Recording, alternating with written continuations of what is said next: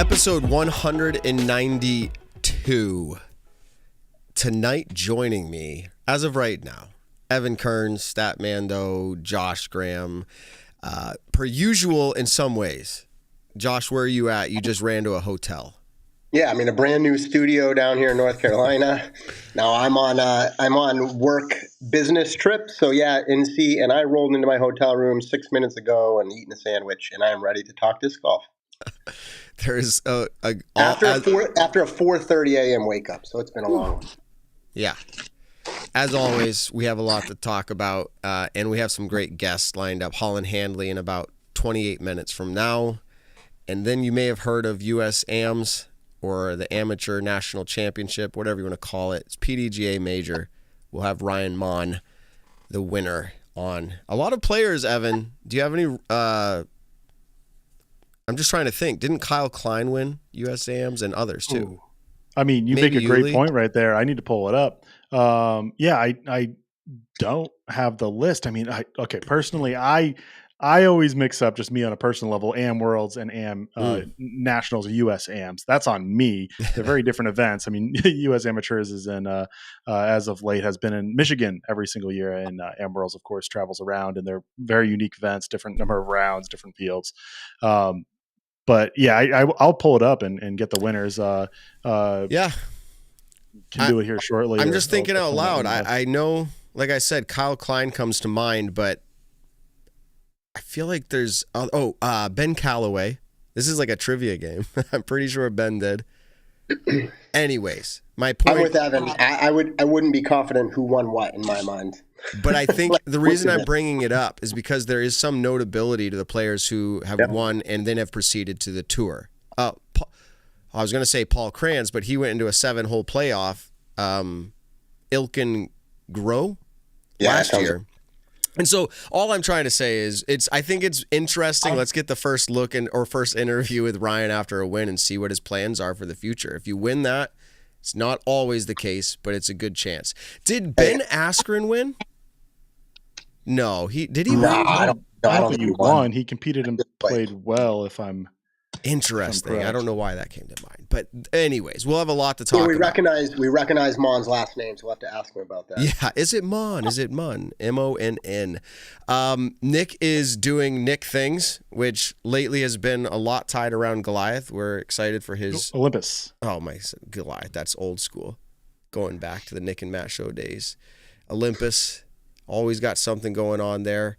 And Ben... Obviously not intern Ben anymore, but Ben is away. I think he's at a wedding in Virginia, if I can tell everybody where he's at. Yeah, let's dox him. He sent us the pinpoint on the map. Let's let the world know. His exact Airbnb location.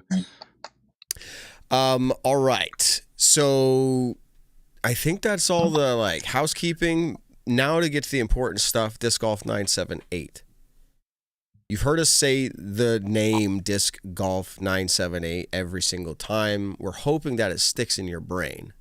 I know anytime I've listened to any podcast or anything that has an advertisement that reoccurs on the regular, it starts to, I know the name at the very least. And we want you to have brand recognize it and have familiarity with it. But more than that, would you just give it a try? Would you just go to their website, pick out a disc, give it a try? If you're local or in the New England area and you're traveling, definitely stop in. You're going to get the in-person customer experience.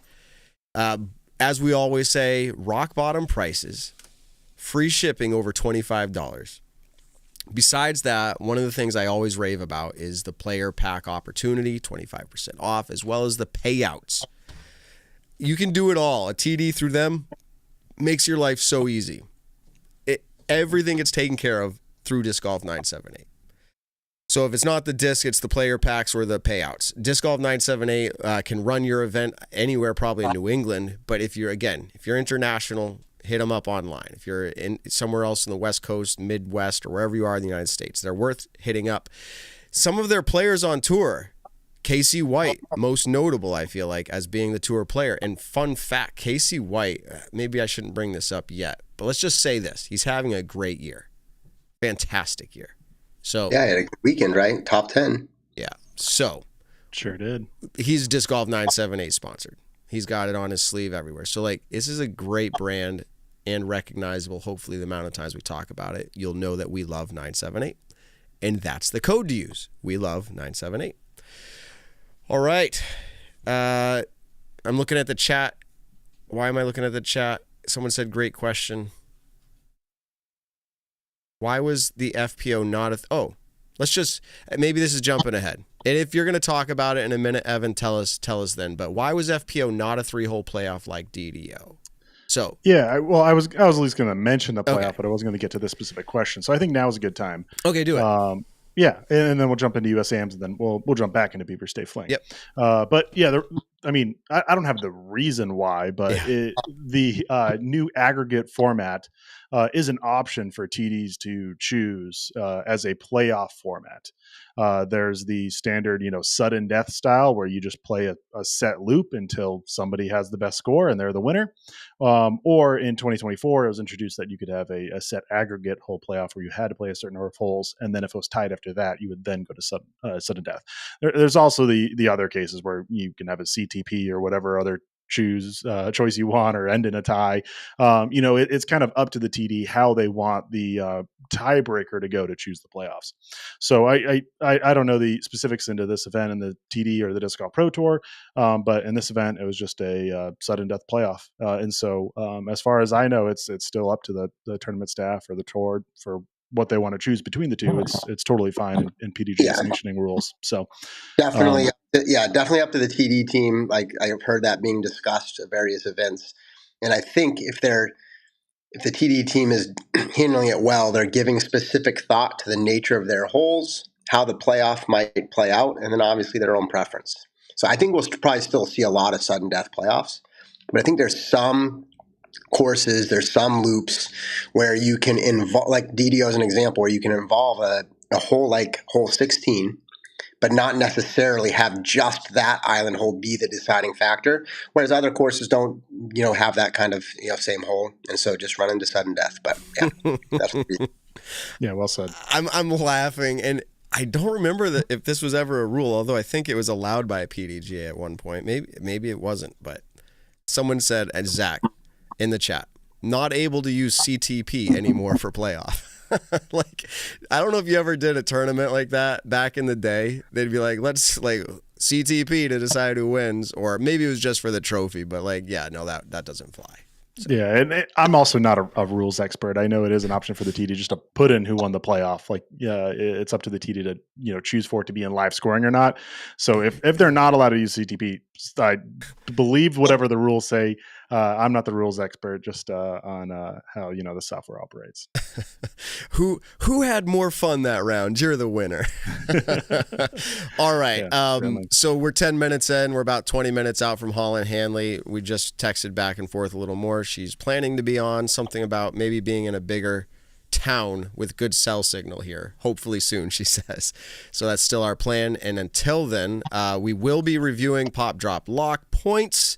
And then at some point in the middle of the show, we'll do our picks. And the fun, notable difference here for the Turku Open. Did I do that right, Essa? The Turku. Is that we're going to be using a rating system. A rating system. The PDGA rating system, which means that instead of Pop Drop Lock with placement or finishes, it's going to be above or below average event average rating. So if they have a rating of 1,000, are they going to pop or drop over their rating for the event average? So the lock is still the same. Thanks to Shrek, our IT guy that sets this up, app software developer, for putting this together. That's a significant shift to change up like this for the European events. So thank you, Shrek. Happy to have you on the team. All right, without further ado, Evan, give us the rundown. Yeah, well, I pulled all the winners from the United States Amateur Disc Golf Championships just for you, Matt, and of course all the listeners listening to us, because I think there's some great info in here. So, Matt, thanks for bringing it up. Notably, I'd say notable players on tour that have won in the past. Robert Burge, he won in 2021, of course, making a big splash the following year, and then has had a pretty good season this year with a lot of good finishes. Cal Klein won in 2019. It was not held in 2020. And then Clint Calvin won in 2018, maybe a little bit lesser known, but still a lot of good finishes on tour. Gavin Rathbone wins in 2016. We'll know this name. Anthony Barella wins in 2015. Colt Montgomery in 2014. You were right with Ben Calloway in 2011 and David Wiggins Jr. in 2010. That's as far, as far as I can see, starting in 2002. I need to brush up on my history of U.S. amateurs. I feel like there's a lot of names. That's notable that how many names we recognize. Yeah, that's a lot of good players in that mix, and I'm sure even ones I didn't name are great players, whether they're on tour or off tour. I mean, to win a major in MA1 or really any division, means you're a special disc golfer, something that I certainly cannot do. Sure. But going into this weekend, U.S. amateurs, Ryan Monn, as you mentioned, from Simpsonville, South Carolina. He kind of wins a thriller event. He goes bogey free in the final round to catch and pass the leader heading into the final round, which was Lucas Carmichael. And Ryan Monn has had a pretty quick career rise. I mean, he was winning MJ 15 events in C tiers in 2021. That's 15 and under, mixed junior. He now has 42 total career PDGA wins, with this being his first major of any variety, which it's wild just to see this rise. I mean, first win in 2021, 42 PDGA wins in that time frame. He has MPO wins as well, not accepting cash because he was going for this amateur title. I don't know if he'll cash now that he got it over with, or if he has AM Worlds or other amateur events on his sites. We'll find more about that later, but really interesting event. This is held at the Toboggan disc golf course out in Milford, Michigan. We know that from D-Glow on the Pro Tour. Really iconic course, and that is a tough course. The pros maybe in MPO and FPO maybe make it look easier than it is. The elevation, of course, as people know, is no joke. The distance is no joke. Even though these MA1 players are the best in the nation, this course can still beat them up. So going bogey free in the final rounds, incredible. A lot of fantastic play at this weekend. Yeah. Going into the Pro Tour event, we saw the Beaver State Fling return to the Elite Series level. This has been a long-time national tour event, and then as of late, it has been a Disc Golf Pro Tour Silver event held out just outside of Portland, Oregon at Milo McIver State Park. One of the pros and fans' favorite courses on tour that we see all year. I believe it was an abandoned or it was intended to be a ball golf course that never came to be, something like that, but it's been a long time claimed back by nature and disc golfers. Absolutely beautiful. We still get to see those big Oregon Douglas firs, a little bit more I was about to say more grass. That's not true. Like Glendoveer has a golf course, and it has its golf course feel and very manicured feel. This feels a little bit more maybe classic disc golf, where it's still very, very beautiful and nice, but a little bit more of like natural nature, if that's making sense. But what a beautiful course and beautiful weather. It was sunny all weekend. And HOLYN Hanley wins her first career Elite Series win. She, of course, won Throw Pink to end the season last year, which is an A tier, but a very good one at that. And here she is on the board for her first Elite Series win. She hit a huge, deep circle 2, I believe, putt in hole 18 to force a playoff. She needed to make that, or else Owen Scoggins was going to be the outright winner in regulation holes. But she makes that huge putt, forces a playoff, and then wins in a one-hole playoff over Owen Scoggins. Interesting enough, they both were in a playoff before in their careers at the San Francisco Safari back in 2021. HOLYN Hanley only had one A-tier win under her belt. She was going for her second and got denied by Owen Scoggins, who won out in, I believe, Golden Gate Park, a beautiful A-tier event that's not quite on tour, but one of my favorites. But anyways, HOLYN Hanley, it's her 8th top 5 of the season, which is the most in FPO at major and Elite Series events. She now jumps up to number 1 in Disc Golf Pro Tour points. That's the first time in her career that she's been this high. She's been second before.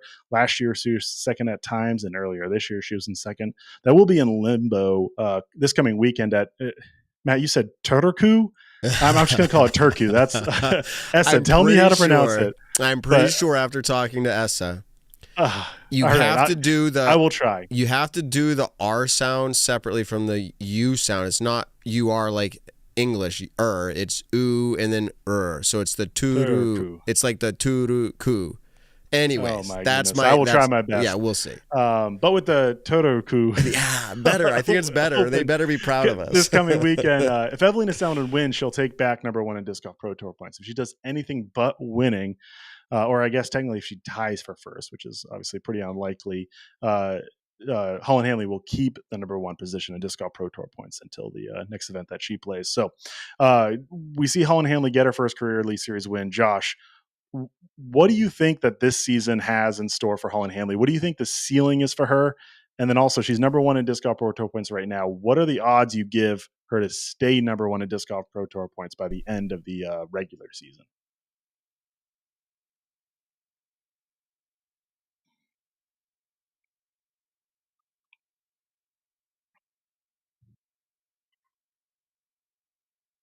Come tight. And how about seeing her react with that big putt? You already acknowledged that. But wow, congrats to her. Pulling off a big win. And we've talked about this with other players in both FPO and MPO, but there's something about getting that first win, especially when you've had multiple chances, as HOLYN has. She's been in the hunt numerous times and just made subtle mistakes, challenges. And we know she won Throw Pink, but even kind of the way that went down, nothing to take away from her, but just talking about all the extra conversation surrounding it. I think this will be a really big relief. And we know in the game of golf, the mental game and confidence is a big deal. I remember when HOLYN came into the sport, people expected her to be good, and she's kind of taken a pretty even trajectory. Each year getting a little bit better. I don't know if the stats say that, but that's my perspective. And so I think getting this breakthrough for her, I would expect to see her to continue to compete just as she has this year, but maybe with one more notch of confidence, which means so will she be at the top? What are the odds? I still don't know if I would say she's the one I'm picking right at the top, but she's there now, so I guess it could play out that way. But we know Kristen will come back. And then, Paige is being more strategic with her playing, and she just, finished well. Obviously, she's further back in the points due to the start of the season. But as events drop off late in the year, I don't know. I'm kind of I'm copping out exactly on what are the odds. I don't think she will be number 1, but number 2, put her right in there. I mean, she's going to have a great year. She already is. Fun stat follow up to your question on you didn't know if it was a stat or not. As far as you know, I love to do average finishes. There is only one person averaging a better finish than her, Kristen Tatar. Or Tatar. I'll get it. See, now I got Kristen Tatar. There we go. But there's only one person averaging better, Kristen. So there's other people tied with HOLYN as far as average finishes, but she's doing incredible. So there you go. Yeah. Well, I didn't get a number out of either of you guys, but I think. Did you ask me for a number? Well, okay. I guess I was leaving it open to you. I didn't specifically ask. My bad there. But Matt, what is the let's say percentage chance you think HOLYN Hanley finishes number 1 at Disc Golf Pro Tour points? 65%. 65% chance it happens? That it happens that she is. Wow. That's awesome. I'm more like the 25%, but anyway. Yeah, okay. I feel like I'm somewhere in between, but it's a hard question because it's dependent on maybe how many events that Kristen Tatar plays. If she just plays the bare minimum to not have any gaps and that she's not dropping any events, that's different than her playing a few extra and getting to drop a 6th place finish. That's key. So we'll certainly see.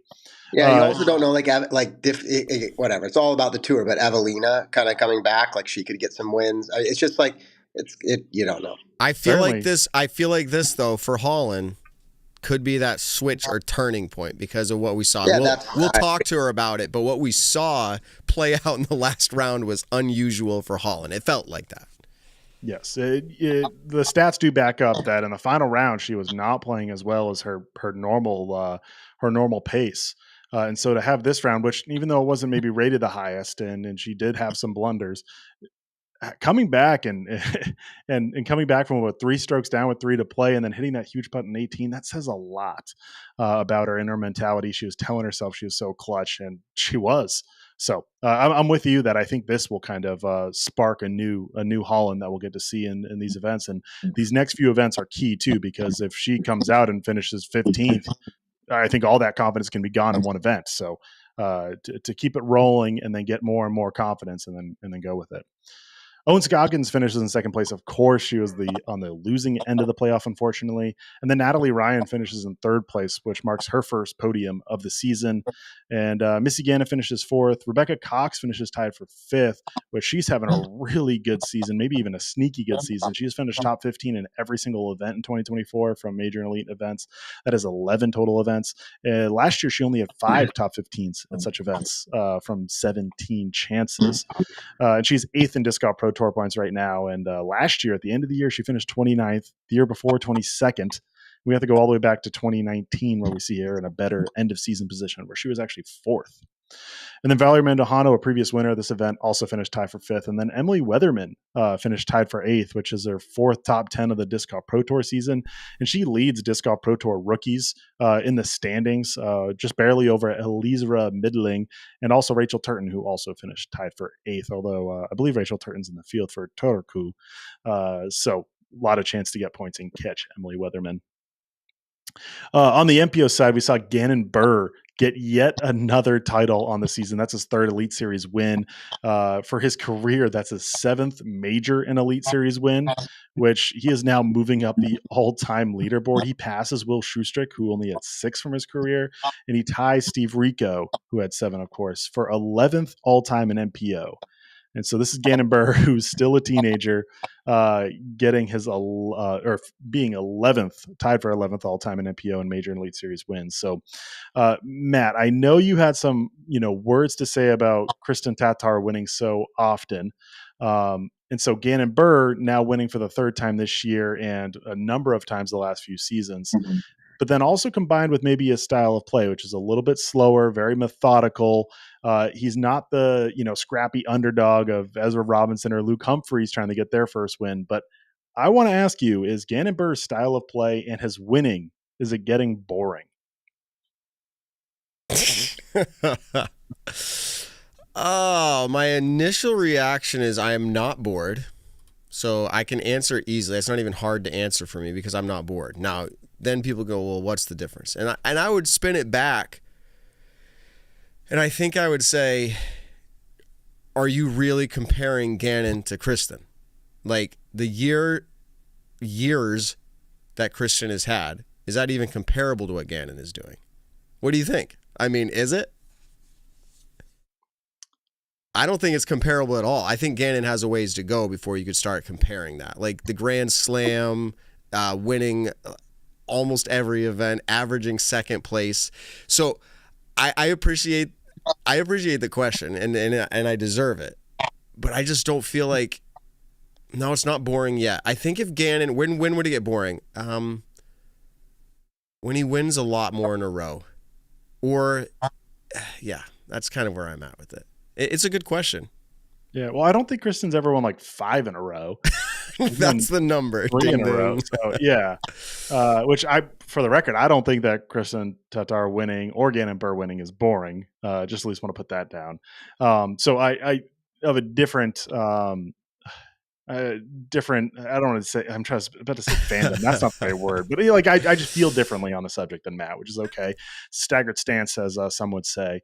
But I was curious on it because Gannon's turning into this, top dog. Like you expect him to win, just like Calvin Heimberg, just like Macbeth or Ricky Wysocki or tons of other top players of old. Like he is that player now who everyone's looking up to. He's growing his Disc Golf Pro Tour standings lead. He's having the consistent finishes. I think what is his worst finish? 13th, something like that. Like it is 13th, and just add to that. I think in the MPO you could say it's comparable. I'm trying to figure out how the spread works. So FPO, if you are top 5, what does that equal in MPO? That's kind of what I'm asking. It's like where is that? Like, is it top 10? Is it top 15? Because if you kind of spread it out on that bell curve of sorts, then I could see what you're saying. Like 7, 10th, and a 13th. Those are Gannon's worst. But I'd go, Kristen's never done that. But so if we're doing that bell curve kind of thing, you could say, well, that's pretty much the same thing, Matt.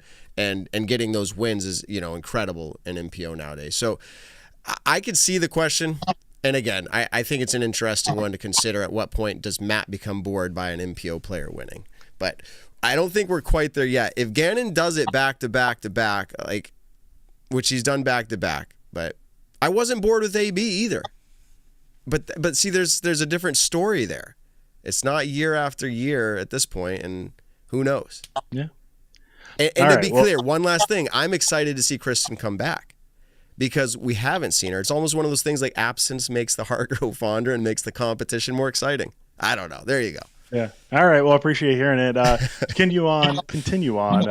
Gannonburg goes bogey free in the entire event, which feels like maybe it's more common than it is. There's only been a handful of people who have done it the last few seasons. Ricky Wysocki also did it and tied for second place, going bogey free for the event.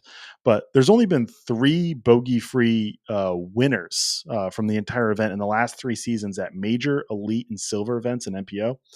All 3 have now happened at the Beaver State Fling, with Eagle McMahon doing it last year and Garrett Gerthy in 2022. I found that very interesting, that we haven't seen another course or set of courses give a bogey-free winner in the last 3 years, except for this course. And it's gone through course changes too. There was a change for this year, a couple minor changes.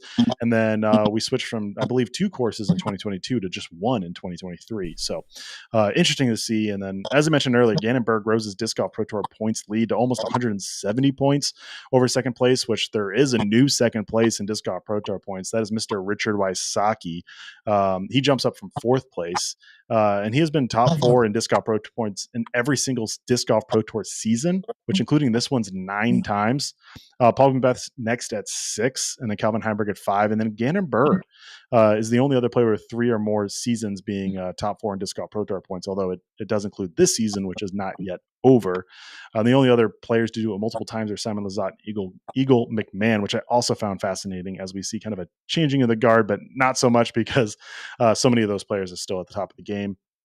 And then real quickly with Wysocki, he has now gone 24 straight major and elite series events, finishing in the top 20, which is twice as many as the next active streak, which is Gannon Burr at 12, who's also twice as many as the next active, which is Chris Dickerson and Ezra Robinson with 6. And that's the players who have played in 2024. But that's insane, just the consistency for Wysocki, which I think goes a little bit under the radar for how good he's been as of late. And then to round out the podium, Ezra Robinson also finished tied for second. He was making a real big push for the win. He had a chance to tie it with a big putt. And unlike HOLYN Hanley, he was not able to get it down and force a playoff. So we saw Gannon Burr win outright. He's currently the highest ranked player by the Statmando official rankings to never have won an MPO major or elite series win, just ahead of Aaron Gossage, who's also on that list. And then I can't do a recap without also mentioning Luke Humphreys, who's really in the driver's seat for much of the final round. And then unfortunately goes OB on, I think it was 17, maybe a 16. Going OB twice and just taking him completely out of the running. And I think he finished still in the top 10, but down in 9th place.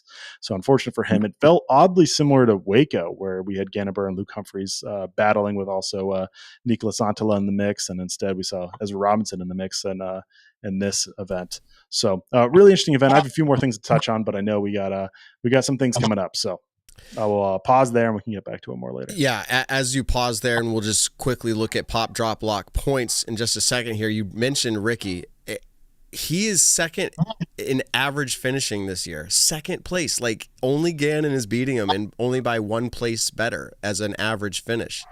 That's why do I feel sneaky good about that? It's because Ricky's not dominating with wins, but like and it's like, it's expected, but then also unexpected from Ricky. Right. Yeah. We've seen him be such a dominant player who goes on, streaks of good seasons, but then on his, down seasons aren't bad. They're just not number 1 player type of seasons. And then he is not the number 1 player, but still having a very good season. And then you mentioned Ezra Robinson, which I don't know if you would have said he would be finishing better than Anthony Barella on average, but he is now. And he's outplaying his brother. I don't know if I'd say significantly, but yeah, but definitely playing better. And he's in the top 6 best finishes ever for this season, Ezra. So like you mentioned some great players, and we've been seeing some incredible things. And it was good to see Niklas actually like play out pretty well lately. So let's get into the picks, or not the picks, the points. Let's see if this works here without the intro music. The points for the Beaver State Fling. Oh, I got to clear out. It didn't clear out. Oh well. Everyone can see our picks. We'll just talk about them later. Let's go ahead and put points up. Nick's not here right now, but let's see. And I don't know if I'm doing this in the right order now that I think about it, but here we go. Nick, 34 points. I think we're going to jump over to, I'm just guessing here. Josh. No? Ben. Who is it? Let's go to Josh. Josh, 67 points. Beaver State Fling. That's good points. Yeah. Very good. All right. Is it Ben or Evan? I don't remember. Well, if we're going lowest to highest, you missed one, and that is certainly me. Okay, here you go. Why don't you go 27. Oh, you were lowest. There you go. Wait, I thought no, okay. I had 1 point other than Eagle McMahon Pop. Right. But yeah, I got 0 points for both my locks, so not the best week for me. All right. And then next, Ben. This is interesting. 71 points, and I was kind of hoping he was here. Guess who lost him points? Madison Walker. He'll pick her for I don't know how long, but he said it was easy now. Of course, not rooting against Madison Walker. No, but Ben's picking her every week, so it's hard to I don't know, at least make note of her losing points. It's kind of exactly. It's kind of funny. He said, "Oh, it's an easy pick, man. It's an easy pick." And then finally, I don't know how I do it. 105 points, and that may be my best. I don't know if it is. I'll have to look at it. Might be my best finish yet in the game. I think it was 8th. So 8th place. Job. The winner, we already provided him tracking from Hooligan Disc for his prize. I'm trying to remember his name now. It's in my email here. I want to say it's Jason. If I'm correct, I'm happy about that. If I'm incorrect, I'm sorry. But yeah, so that's but from Iowa. I got the state, I think. So anyways, thanks to Hooligan for providing those.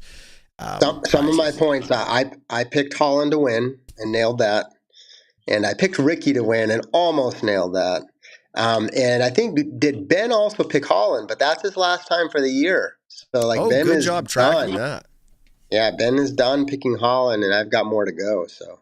Yeah, and I already used all mine up right when she might be getting on this good run. So I know. Unfortunate timing for me, but that's the game. I would have to go back through and check that again. I do check when I make my picks, but I don't remember how many times I've picked HOLYN. But I don't have it in front of me because I'm traveling. I will tell you all when you get to 4 picks, so you know you only have one more. Eventually, Shrek, if you're listening, and I can send you a message later, it'd be nice if somehow it automated for the user. Hey, this is how many times you picked them. And as I've said before, if you haven't played since the beginning, come back. It tells you now. You don't have to scroll through hundreds of people to find out where you finish and guess at your username. It now tells you at the top. Here's your place. Here's how many points you got. So it's a little better experience, and it's fun. We have a lot of people who enjoy it, and you can win a prize from Hooligan and try to beat the show, which most people do beat the show. So good job there. All right. We're getting close here to the HOLYN interview. HOLYN has kept me in the loop, and she is trying to figure out a place to park. So that means we're getting close. Some people, let's see, going to the chat real quick. I also have more things to cover on Beaver State. Then go ahead, do it, because you thought maybe we had the interview. So yeah, let's keep going. Yeah, well, to at least round out the top 5, Gavin Rathbun and Calvin Heimberg finished tied for 4th. I mean, we can't talk about this without mentioning that Gavin Rathbun's having quite a season with another very good finish. He feels like he's knocking on the door to finally get that first win too, but either way, he's having a phenomenal season, and then Calvin Heimberg is consistent as always. I'll jump to Eagle McMahon in 12th place, tied for 12th. He was my pop pick and my lock pick. Pop turned out okay, but lock not so much. But either way, I mean, I preemptively guessed when he was going to win. But he's putting together good finishes for maybe what we expect for him returning from injury and a new sponsor. But then to jump down all the way to last cash, we have Paul Macbeth, who finished tied for 43rd. I mean, that's not to dog on Paul Macbeth, but of course we need to mention him with his status on where he's finishing. I mean, there's a lot of good players who ended up missing cash here. I mean, Nate Sexton, Jeremy Colling, Andrew Marweed, lots of good names. So it is unfortunate. So getting cash is a mark to make in disc golf, but of course maybe something that Paul Macbeth still wishes he was a little bit more inside the line for. But then speaking of missing cash, tied for 61st, we have Anthony Barella, who unfortunately keeps on finishing worse than his last event. Since his Jonesboro win, he's gone down. He went from first. Is it because we said, remember, I was like, we're placing bets on when you'll place out of the top 5. And he's like, when do you got? And it was the next event. It's just gone downhill from there. Yeah, he finished first at Jonesboro, 7th at Music City, 10th at Champions Cup, 14th at DDO, 18th at OTB, which like none of those are bad finishes. Yeah, it's going down, but then he finishes 44th at the Portland Open and 61st at the Beaver State Fling. So those last two are definitely not what he's going for. Missing cash in this last week is the first time he's missed cash all season. And he drops to 5th place in the Disc Golf Pro Tour points, even with 3 wins and as many starts as not as possible because he didn't play Copenhagen like Paul Ulibarri did. He's the leader with 12 starts. But if you played all the North American events, the most you could have is 11. And that's what Anthony Barella is with 3 wins. And he's down in 5th place, which, I mean, down in 5th place. That's still obviously a very good finish for him. And will be looking good for the Tour Championship if he holds that. But certainly with 3 wins, you maybe hope you finish better. And then to round out this recap, Nate Dawes finishes tied for 71st. That's his first event in nearly 6 years. I know there's maybe high hopes from some people that he'd make cash or make some sort of push, which is definitely a tall task for someone who hasn't played a competitive event in nearly 6 years. I certainly wasn't. I would say disappointed with this event. I wouldn't say that. I feel like this is, you get a pass for going 6 years without it and being pretty much in retirement and full-time, beer making and disc golf commentary and dad now. So very cool to see him back competing. And he ties Andrew Presnell, who's a major winner from this year. So, I mean, you can't really knock that finish with this day and age of disc golf. There you go. That's good information. I know a lot of people appreciate what you bring each week. We hope we start your morning off right. It's a little disc golf sports talk. You're hearing it here from the Staggered Stand Studios. We'll be back after this break. No, I'm kidding. We have HOLYN Handley lined up, and this is an exciting interview. I don't know. I feel that way for me, and I'm sure others are interested to hear. This was a big win. First, correct me, Evan, Disc Golf Pro Tour first. Yes. Yep. Yeah, she had Throw Pink, which is, again, not a Disc Golf Pro Tour event, right? An XA tier, but obviously we all know the prestige of that event. Right. And besides that, if you watched FPO, which I don't know if we'll talk about it or not, but disc golf podcasts have had a little drama lately and Paige calling out people for not watching FPO. I'll just leave it at that for now. And I'm not saying I always watch it, but I was watching this one and I'm in the middle of, I guess, spoiler alert, I'm trying to sell my house, but I was in the middle of renovation to sell my house. And I'm on a critical timeline. And I had to stop. I'm like, how many holes? Like, we got to keep watching. This is incredible. Can she do it? And then, oh, man, I said I wanted that last putt to go in so bad. I felt like odds were that it wasn't going to go in, all of that.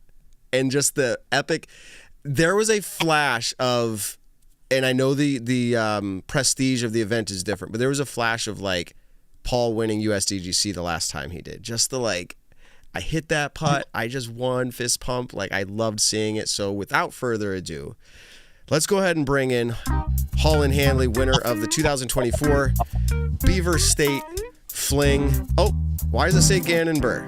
Let me change that. That's weird. Let's see if I can fix it with a button. Boom. That's so fun. Wait, it was I guess Gannon did win, but let me also make sure I've got your audio here. I apologize. Intern Ben isn't here, and I'm trying to hit 2 button controllers at one time. So welcome to the show, HOLYN. Hey, what's going on? Happy to have you here for sure. You heard me probably a little bit talking about the way that event went down. You've been playing incredibly well. I was just looking at your stats for as far as like average finishes go. Do you feel like you're playing better than last year? Oh, absolutely. I mean, I've only missed, I think, top five like twice. DGPT events. Obviously, the majors I haven't been playing as well, but I've had a lot more podiums. It feels like, anyway. Yeah, it feels like. So let me see here real quick. So compared to, and I'm fixing your last name. I apologize. I had it in there LY, not LY. No worries. No worries. It's all fixed up now. Let's see. I'm doing this live. I'm looking it up.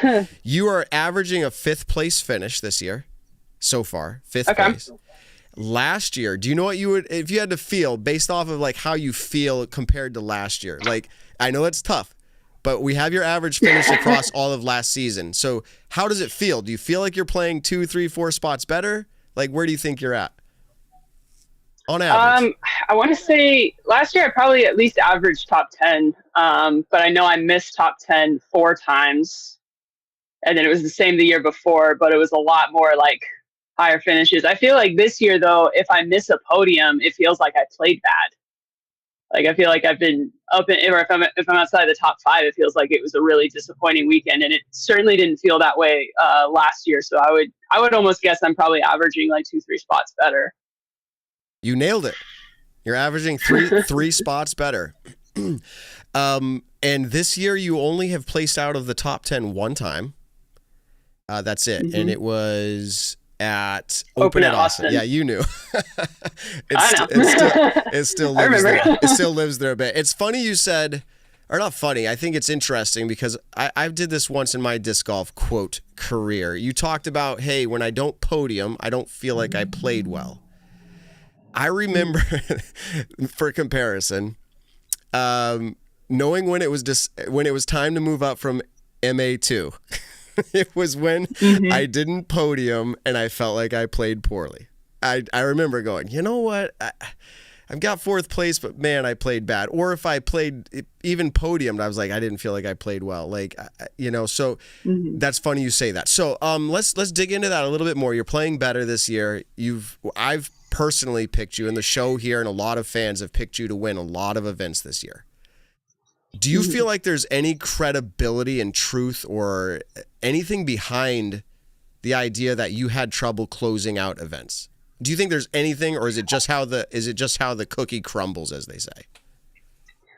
I mean, I think scoreboard would tell you, yes, I've had trouble closing out events, and the throw pink being the one that I did win, almost like I didn't even know I was in contention the whole day. So in a way, I didn't really have to like close it out in the same way that you have to when you start a round with the lead. But yeah, this whole year has just been trying to like learn from each of those really close calls of like, okay, what was kind of the root issue that kept me from closing it out. And I think like this past weekend was possible only because I learned so much from every one of those instances. Like learning to just like forget about the score and just play, especially early on. And then to like, trust that you never really know what's going to happen and like keep on trying, even though I had such a long, slow stretch. Like those were really hard lessons that I had to learn. The 6 times that I was close and came up short. Yeah. What do you mentioned the lessons learned. What do you think out of that list that you just gave was your hardest lesson to learn out of that list? Or would you have ranked them all about the same? They're all about the same. Cause I think I have to learn like, what's the mindset I need to be in to shoot well. And I think the last several tournaments, having double-digit rounds, I think in each of the last 3 tournaments that I've played, and then having double digits in Jonesboro is like kind of figured out how to do it not on accident, or at least like give myself the best opportunity to do that. And then remembering that like a lot of times those final rounds, my competitors are feeling the same nerves and the same extra pressure. And a lot of times, even though somebody shot really hot first and second rounds, and you go in that final round and you think like, I'm going to have to shoot 8, 9 down to even have a shot. And then when you start off kind of slow, you think you're out of it. And it turns out the person who won only shot like 3 or 4 a lot of times, just because, it took 9, 10 down to get in that position. A lot of times on the last day, you don't have to play perfect. You just have to play better than everyone else. True. And I think there's a lot of lessons to be learned for all disc golfers. And at some point in everyone's disc golf journey, they need to figure that out. And it sounds like Let me ask you, does it sound like or seem like to you that maybe this will be some sort of a switch? And I'm not asking the question to say, are you going to win more? You're averaging, there's only one person averaging a better finish than you this year, which is Kristen. That's it. There's people who are tied with you, Owen and others, but like, so when I ask, is this a switch, if you will, do you feel like this kind of solidifies a little bit of what you've learned and maybe you feel better about your opportunities to win going forward? Absolutely. I think every disc golfer's experienced this when they're working really hard to get better and you feel like you're at a bit of a plateau. And then all of a sudden you kind of break through that plateau. And the reality is, like, a lot of stuff was happening underneath, things were changing in the way that you think and in the way that your body moves that were allowed for that breakthrough to happen. So I think this is just a culmination of just steady, hard work that I've been doing for the last couple of years.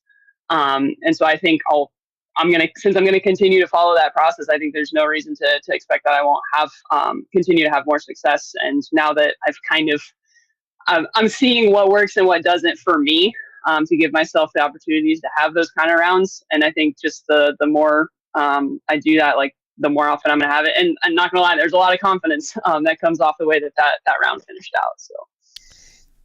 Yeah, and so I kind of want to jump there now. I feel like, we talked about, hey, how's your season, all that. Let's jump into the event a little bit here, why we have you on. Well, your incredible season so far, but also the event, Beaver State Fling, a Disc Golf Pro Tour, not silver, not exhibition, not technically, throw pink. And we've talked to you and interviewed you on that.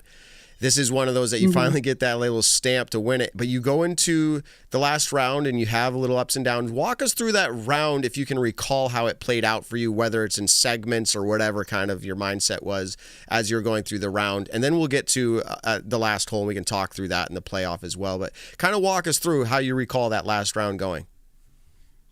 Yeah, so going into it, the day before I shot 10 down. And so I was kind of trying to pick apart, like, okay, well, what allowed me to shoot that 10 down. And I think it was really, I wasn't worried about the score at all. And I was just really enjoying playing disc golf. I was loving the shot. Seems to be super happy to be out there. And so I told myself, like, let's go into that final round with that same attitude. If we're here to have fun and enjoy throwing really good shots, out that way. I felt like I got settled pretty quick. I was 2 down through 4, I believe, and then had a really good drive on 5. And then, I think I was still tied or like pretty close to tied because both Natalie and Owen kind of had some trouble on 4. So I knew I was in a fine position and just needed to stay patient. Then I missed the putt on 5, didn't get that birdie, missed the drive on 6, took a bogey, and then was kind of, didn't get 7, didn't get 8, didn't get 9, didn't get 10. And like my card mates were starting to kind of grab strokes here and there. Missy caught fire and was getting a lot of birdies. Owen was climbing her way back up. And so I'm walking away from 12, having missed another hole that I feel like is a pretty gettable birdie for me with my sidearm. And so it's a long walk to 13. And I'm telling myself, like, just stay patient. You're the best player here at this final 6 holes. I have no idea if that's true, but at the time, at least I believed it was true. Yeah. I was like, I'm the best player at these final 6. It doesn't matter. I'm going to shred right here. And then missed birdie putt on 13 from about edge of circle, missed a par safe putt on 14 about edge of circle. In fact, I got so frustrated after that missed putt that I like smacked my shin with my disc so hard. Like I left a pretty good bruise. And then I'm like, there's always backup on 15. So I'm sitting there.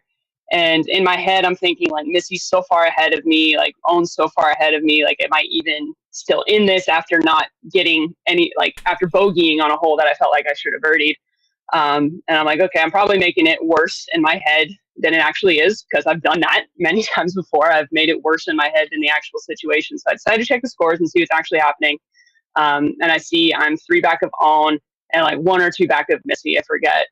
And I'm like, okay, 15 is equalable if I throw 2 really, really good shots, and then I'm really good at the last 3 holes. So let's just try to put 4 good holes together and see what happens. Maybe Owen and Missy make a mistake, and there's still a chance. And then I thought I was going to have the eagle putt on 15, but I had that one tree just directly in the way, so I had to pitch it off to the right side. and take the birdie, and then got the birdie on 16. And then was in a really good position to get the birdie on 17. I didn't have a perfect drive off the tee, but good enough. Was able to get my second shot over and safe.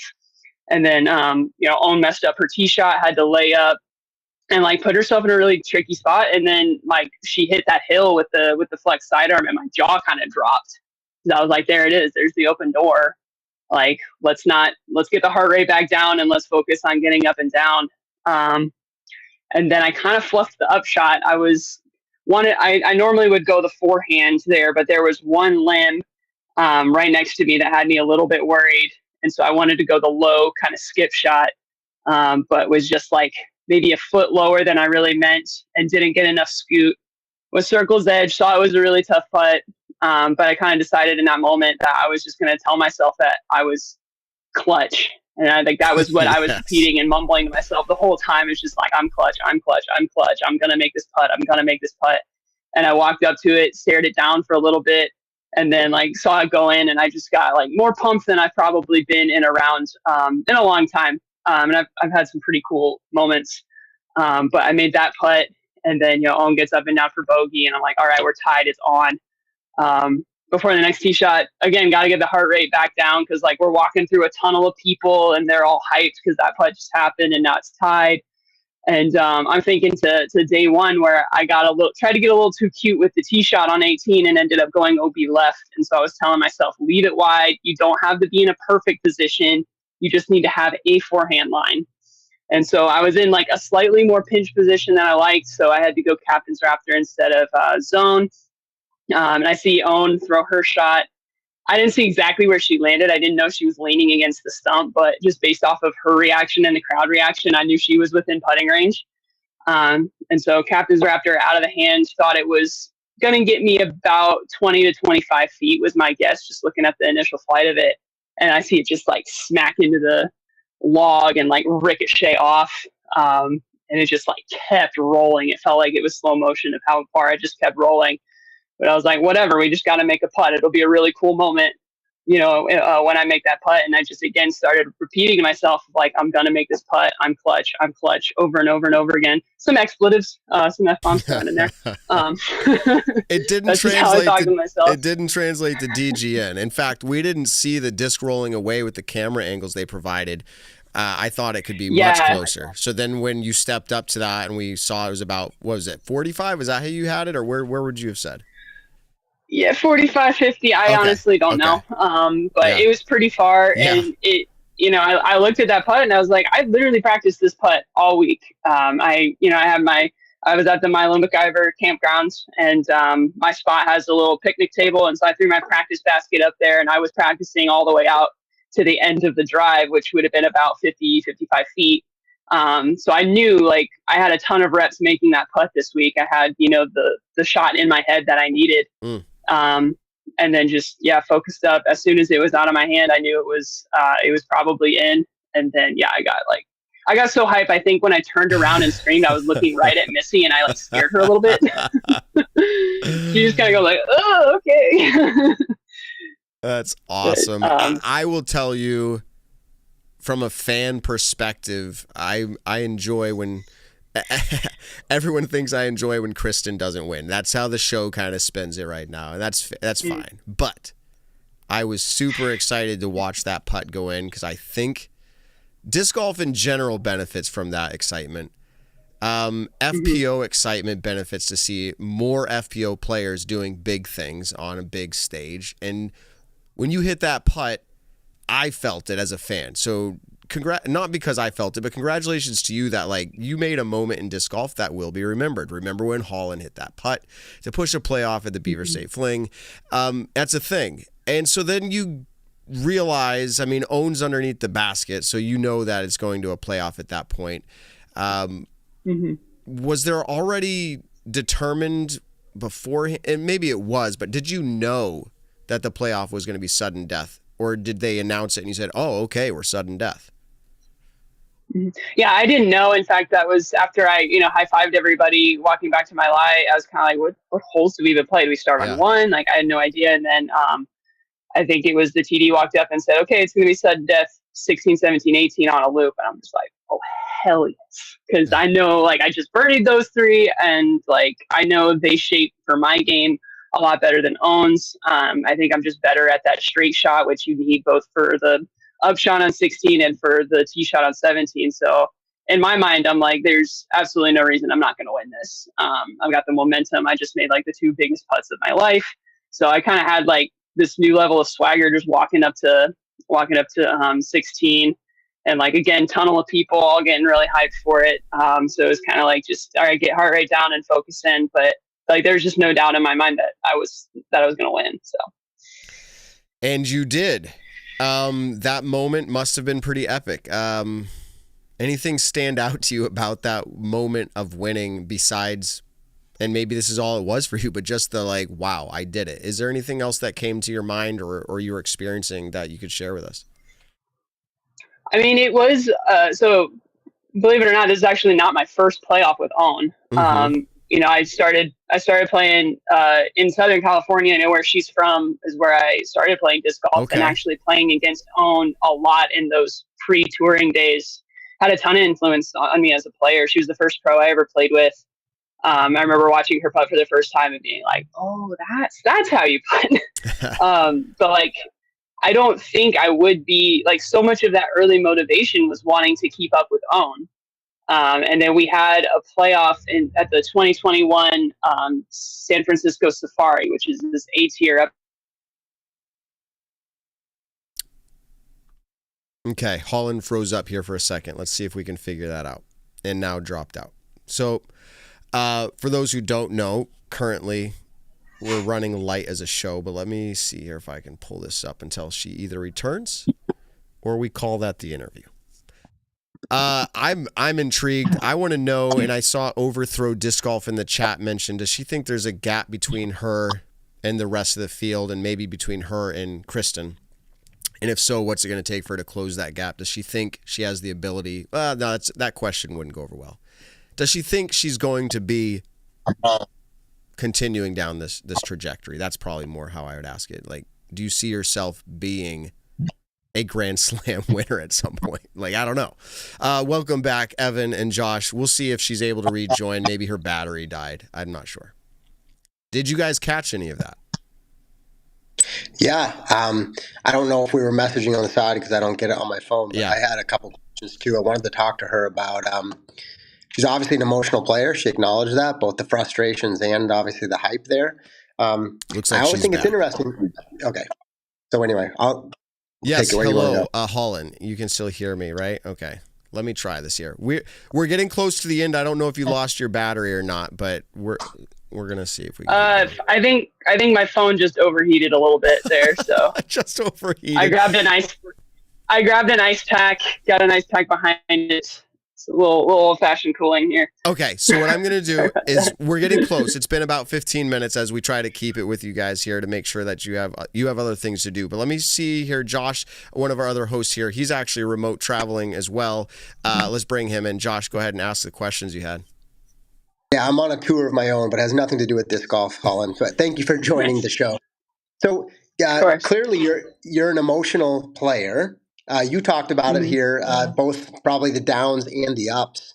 And I'm just curious, like, how do you manage your emotions? And actually the question is more, do you feel like you leverage those emotions to help you, or do you have to like actually try to manage them away? And just curious, like, your perspective on how you deal with your style on the course when it comes to that.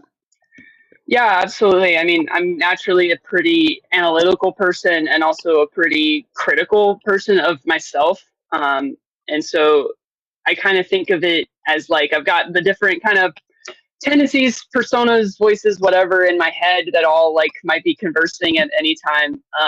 And like this week, especially, I kind of approached it of like, we don't need to be arguing with each other, kind of like when you have a partner or spouse and you have a problem come up, and it's a lot better if you guys can think of it as the two of you versus the problem versus you versus the other person.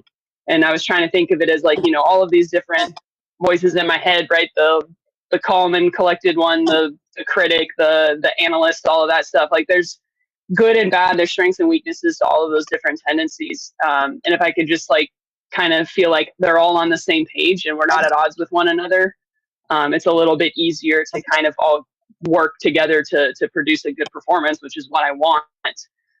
So, recognizing that, like, even when I'm not playing well, it's not because I want to play bad. It's not because I'm trying to sabotage myself. So I don't need to be too harsh on myself. And that can kind of help me, get refocused and find a good headspace again, when I am getting frustrated. And then when I start to feel those like positive emotions, like I really am hyped about a shot, like just like allowing myself to be excited, because those are positive emotions that build confidence. So it's kind of both. It's a little bit of like lean into the positive emotions that I want more of, and then reason out of the more negative emotions. Yeah, no, that's great, because I think a lot of players, actually at all levels, honestly, even for players, kind of amateur, trying to figure out how to balance that. And do you feel, so you obviously being analytical have thought about it. Do you feel like you've gotten better at doing that? And is that part of why your performance has increased year over year?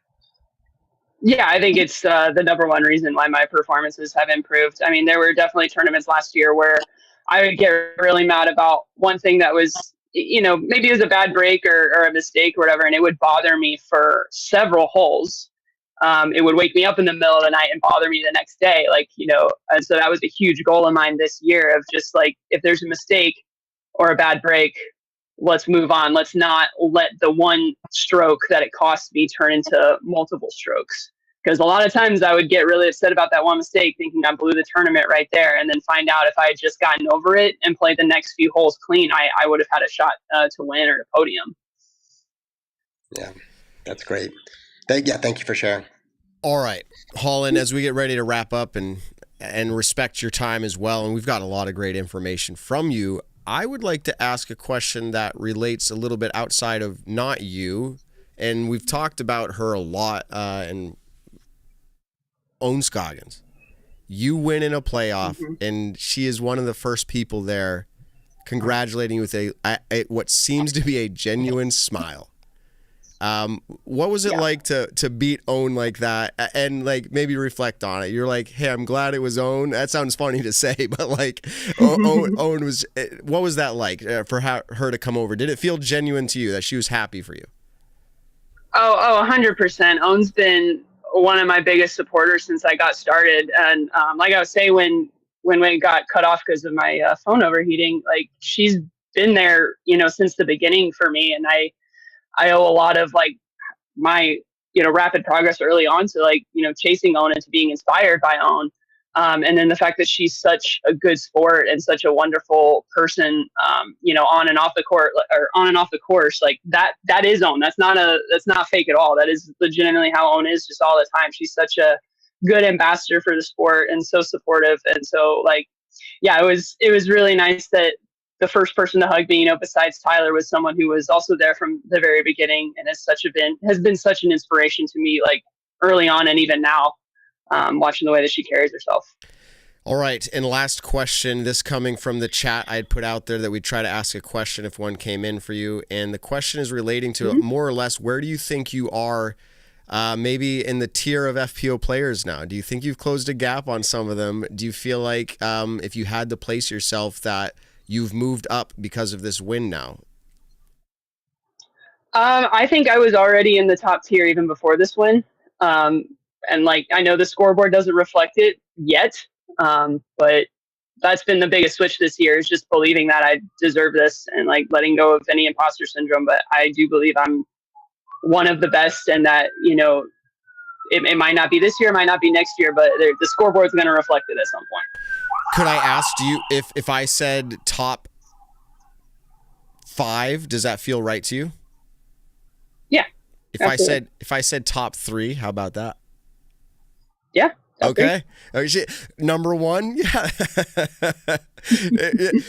And it could be argued. It might not be the right conversation yet, but that's, I think, to your point, the confidence and you're on the right trajectory for sure. So we're looking forward to seeing how you continue out there. We have a game here where we pick players that we think are going to place top 10. And you might think that's an easy game. It's not always, but really we're trying to pick the player who's going to win. That's the ultimate goal. And we've all just about picked you our maximum, which is 4 or 5 times for the season. And so we got to stop. We got to find someone else. You've been so consistent that it was an easy pick most often. So keep that up. We're going to keep playing the game, and we'll see if we can find someone else to pick. But you're going to keep doing well. Any shout outs or anything you want to do before you go? The stage is yours, the fans, whoever, whatever you want to say before we let you go. Yeah, I mean, huge thank you just to my fans. They've been so patient as I come so close and disappointed them a few times, but they always come back with, words of encouragement and support. So just a huge thank you to all of them. Awesome. Totally cool to have you on again, and congrats, and look forward to seeing you when you make it back up to our neck of the woods. Keep it up, HOLYN. Great. Thanks. All right. Bye. All right, everybody. That was HOLYN Handley after her Beaver State fling win, as well as her phone overheating. We had that happen in there too. An ice pack will do the trick, I guess. I'd say brilliant, on the spot troubleshooting, right? Yeah, it wasn't even 30, maybe a minute, 30 seconds. I don't know. It was pretty quick. It's that mental game. All right. Well, this is a little different. I'm used to having Ben around. He'll have questions. Nick will have questions. And so anyways, that was fun. It was a little bit old school trying to lead an interview. Josh, you jumped in a little bit there, but all right. Moving on, before we get into the Ryan Monn interview in about 20 minutes or so, shout out to a guy, Michael Powers. We met him this weekend. He got into the Paul Macbeth Foundation charity auction earlier this year. And believe it or not, guys, we showed up in the auction as play around with the crew from Staggered Stance at Maple Hill. And what a great time that was. I haven't had that much chill disc golf time in a long time. And shout out to Michael. A win. Yeah, that was a win for us. So thank you, Michael. Great to meet you and your cousin Kevin. And Steve Dodge joined us. And what was it, like 72 degrees, mostly sunny, light breeze at Maple Hill. Breaking the rules with the six-some. And just really Don't say that too loud. I started breaking the rules. We broke the rules. You're not, everybody else, you're not allowed to do that. We kept our pace really fast. Right. But the point being is it was just, it was a great day. Thanks to Michael for supporting the Paul Macbeth Foundation, right? Because that's really what this was about, and that will make a difference. And at some point, we'll talk more about what that foundation is doing. It keeps making news. But, people like Mike and many others who contribute, especially through auctions, and obviously it's fun for us to have any small part in that. And that was really, really awesome. I have one other thing I want to mention about Maple Hill. But what about, and I don't know if Evan had it, what about the barbecue that was part of this experience as well? Maple Hill has guys smoking meat there, and one of the items was cannoli, and you're like, a cannoli? This is a barbecue cannoli. Josh, describe it. People's mouths watering. I wish I had one now, actually. Yeah, I mean, if you like barbecue, first of all, again, this is what I'm saying. We're at Maple Hill, and coming up to hole 18, you smell slow smoked barbecue meats. What is going on? This is heaven. And anyway, I'll be brief. He has all the basics, and then he had some custom things. And how could you not order a barbecue meat cannoli? And so in short, it was a sausage on the inside, a little bit of cheese. And then what was it, a little bit of sauce? Manicotti, a shell. Manicotti, pasta, which was of course soft because it had been slow smoked, wrapped in bacon, and just smoked. You could eat it plain or dip in a little barbecue sauce, and it was meat cannoli. It was insane. The pulled chicken I had, and the extra stuff. He made all the homemade pickles. Now we're on a different topic. This isn't the cooking show. Hey, but while we were sitting there, I also want to do a shout out again. Yes. Mike's the one who contributed, and so don't want to move too fast past that. Mike mentions he puts us on in his shop on YouTube, and it's really great to be able to interact with people like Mike. So again, thank you, Mike. While we were eating barbecue, so another shout out to Max but Max is from Sweden. And like here he is, like we're eating barbecues. Like you have his space at the table. It's like, come, pull on up. And he was here for an unrelated work trip, and of course, world famous Maple Hill, only an hour away from Boston. So he extended his weekend and came out. We only chatted with him for about 5 minutes. But Max, if you are now a listener to the show, hi. If not, it's just another example. First of all, how awesome Maple Hill is. I mean, people come from around the world to play that course, and so it's great. It's always fun to interact with people out there like that. Evan. And by the way, maybe his name is really Max, but I felt like he was doing us a favor of just saying my name is Max. Like, the easiest thing to pronounce ever. Yeah, that's funny. And Evan, your forehand and your play was on extreme display at Maple Hill. I was oh impressed. My goodness, that was it's insane how like the special rounds you play, maybe you play your worst. Like I'm not a good disc golfer. You're not focused. I mean, like good as in like, the people I play with. I mean, Matt's you're a solid player. Ben's rising the ranks. Nick Carl can lead cards at Waco. And here I am. And I'm like, it just like, I checked my putting percentage was in the 30%, it's like 36%. Ooh, it's like you lost a few discs, went OB a number of times. Like you do all these things, but then you think about it and you're just like I have nothing but good memories from that day. I mean, thanks for Mike for contributing to the Paul Macbeth Foundation. I can't speak today, excuse me, for making it all come together. Like, I mean, Josh and I both drove down from wildly separate parts of New Hampshire down to Leicester, Massachusetts, which of course is worth it. And, maybe I come down, Matt, if you invite me down to Maple Hill, maybe I say yes and take that much time out of my day. But for a special occasion like this, it was an easy decision. And just what a fun day it was. The weather was perfect. As you mentioned, Josh, like Maple Hill is as scenic as it can be. And it's almost crazy that we're playing through the course. We're playing with Steve Dodge, who of course is there all the time. Matt, you live just down the street, just about. And then, Josh, I don't know, you've been there plenty of times. You grew up there, whatever. And the course is just like, it feels like, our backyard because of how often we've been there. And then you got to remember that Mike, he plays the course in Disc Golf Valley. He played it in anticipation of this to learn the course. He's like, he has to like practice the course to like know what holes are coming next. And then he gets there and see it in person. He comes from California, where he mentioned his courses generally don't have many trees, and now he's having to throw like a tight hole 4 tunnel at Maple Hill. And as scenic as it can be, it's like the wildly different disc golf experience, and like every single hole at Maple Hill can be so iconic. And so it's like we don't want to rush to the next hole. You got to take a second and just be like, you're seeing this for the first time, and it's so cool. So, I mean, that's what we get in disc golf and how special the courses can be, which is obviously so cool. So I have nothing but good experiences, and we can talk all about how bad I played, but that means nothing. It doesn't mean a thing. And that was, we're waxing on, I don't know if that's the right phrase here, about this experience. But then we took him up into the game room above the pro shop at Maple Hill. And by game room, we mean like there's actually skee ball, like functioning skee ball. There's shuffleboard. There's bubble hockey. How fun was bubble hockey? It was actually really incredible. Oh, that was bubble hockey. That was epic. Yeah, that was kind of like hysterical and fun and kind of made me want to keep playing, but I was like, this is getting ridiculous. Didn't have another 20 minutes to kill to get the next We set up plays during the Stanley Cup playoff finals. I mean, we were playing it. And I was impressed at our actual playmaking. There was one-timer, there was all that stuff. So, and then as well as air hockey, there's a lot up there, and old history, MSDGC lead board, like actual wood engraved products and everything else. Pretty cool stuff. We hope you enjoyed it, Mike. It was really a true privilege to be able to play with a fan out there on the course. Been listening since realistically close to the beginning, if not the beginning. So shout out to that.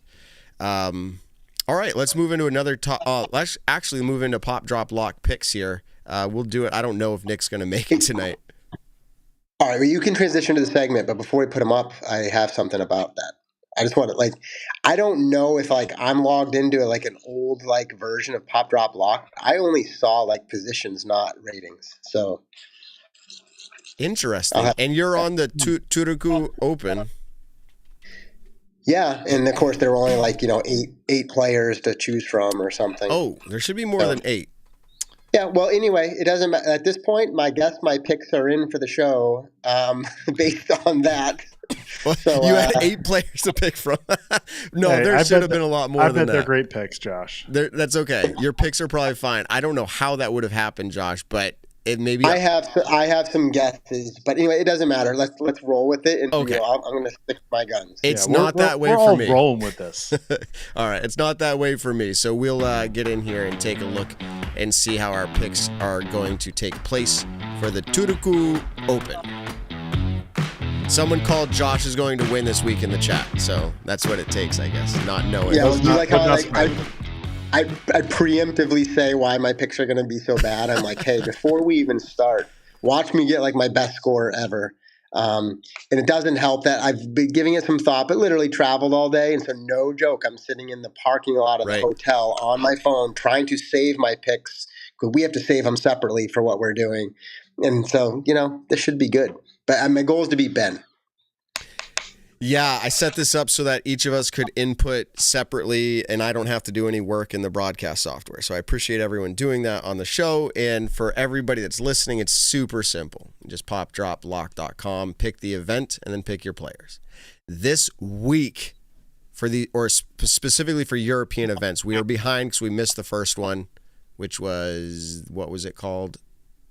Copenhagen, thank you. We missed that one. We weren't set to do this because we realized above and below average isn't going to work with players traveling from US to there or vice versa or however. So we decided, Evan's idea, let's try ratings because ratings should be somewhat universal. I do know that regional things come into play, so this should be interesting, strategies and all involved with the rating system.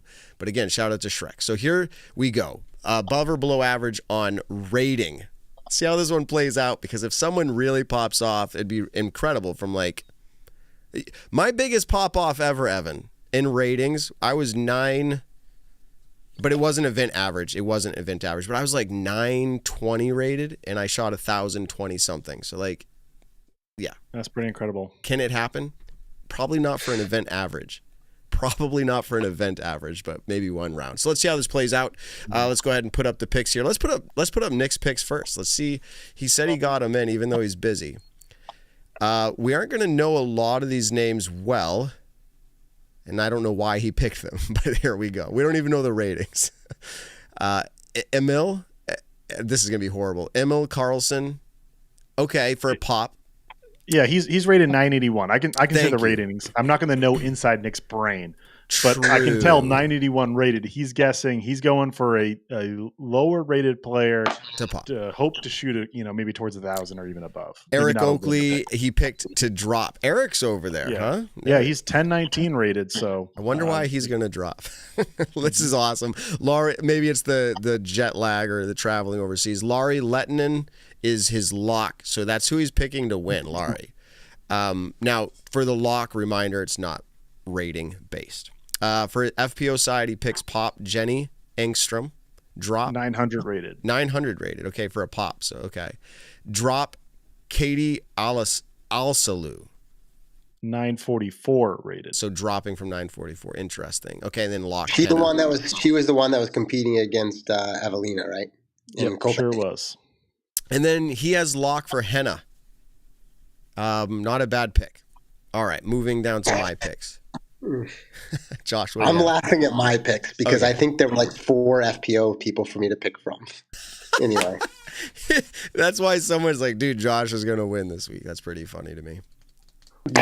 Your picks were already made for you. There's no options. You just dropped down. I had only 3, and I'm like, all right, well. I should pay Shrek to sabotage. I'm pretty sure I'll explain what happened later. But Okay. All right, let's go to Ben's picks. I don't know if he got them in or not, but let's see. We'll see if they. Okay. Madison Walker. Yeah. Anything to say about your picks, Matt? Or are we just going right over it? They just are what they are. Yeah, we'll do it when. Oh, we went over my picks. Yeah, we didn't go over my picks. We jumped over my picks. I didn't go over them. So yeah, here's my picks. So here's why I picked them. By the way, fun fact: Jasper. I picked him to pop. He's 1,000 rated. So for him to pop, he's going to have to play pretty good. I picked to drop in the MPO Now, I know when there's 2 letters together, maybe I don't have all the languages right, but I think you say both of them. So it's like Aibo or something. Kari. I picked him to drop. Now, to be fair, and this is a little bit of Evan's strategy, so I don't have to be like, hey, I'm picking somebody to drop or whatever. I saw both of these guys are rated 1,000. Both of them. And I said, let's just make 1,000 be the pop for this guy, 1,000 be the drop for this guy. I'm just basing it off 1,000 was straight on. 1,000 rated. And then I'm picking a lock, Niklas Antila. That is my lock. It's Europe. I feel like he feels a little bit at home over there. In that region, that country, that continent. And I think he's going to win. And then if I go over to FPO's pop side, I picked an 873 rated FPO player. Another name, Birgit, Biedigit, I don't know. Vider, I'm going to guess, but 873, and then FPO drop. Is this what? Okay, so Nick did the same thing. Flipped? I thought KTNCHLXZHCSSWHNT was your pop. Isn't that what you sent to me? Is that what I told you? Maybe I told you. Yeah, you said you did have Apokari as your MPO. You said your drops. You had it right. I just misinterpreted. You're supposed to send me your pops. I'm supposed to send you my pops. I was like, here, you can have my drops too. That's also fair to do it that way. Yeah. You just take my drops. No. I'm going to take your pops. You want the disadvantage, don't you? That's the challenge of it. I'll pick Jasper Heino and Birgit Vita. All right. Well, we'll fix it. You can fix it up. We'll get that later. So anyways, I picked Katie, if that's how you say it, Katie Al-Salou. She's 944 rated. The interesting thing here is just any points matter. So if she even plays a little bit less, that's good. And then, or good for me in points. And then FPO lock, I'm not picking Henna. I'm picking Evelina. What's interesting is, moving on from mine, Ben, I'm not going to go through every single one here, but he has Jakub dropping. Jakub's been playing incredible this year, way better than last year. So he's picking him to drop. That's an interesting one. And he's locking Jesse Nieminen to win. And then on the FPO side, Rachel Turton is his pop. Drop. So this is incredible. My lock is Evelina. His drop is Evelina. See how that one plays out. And then he has Henna as locking and hopefully winning. That's interesting picks. I'm interested because they're a lot opposite of mine in some ways there. So, all right, Josh, you might not be able to read it, but I can tell you who you picked. I have really good eyes, but you'd be surprised. That's like 3 pixels high on my screen. But pretty sure I wrote Tuomas Haitanen. Yes. This is just an eye chart, and then something Cimarrad. This is an eye chart. And Niklas Antila. I think you'd be impressed that I can even read this. I am impressed. I've been there. It is really tiny. And by the way, for anybody, just play along because I am laughing inside because the site I logged in to pick this is just so funny to me. Anyway, I don't think I logged into the right site. I think we have an older version of the site out there. Oh, anyway. It's lockpopdropandhop.com or something. Someone made a fake pop drop. Yeah, they're stealing. But anyway, and then so you can see, so Heidi Lani, but then drop Henna Blomroos, and then lock Evelina. So I also have lock for Evelina. So yeah, I mean, my picks aren't bad. It's just funny the pool I was picking from and rating. You can see clearly. My margins are a lot tighter because I wasn't picking somebody rated 1,000.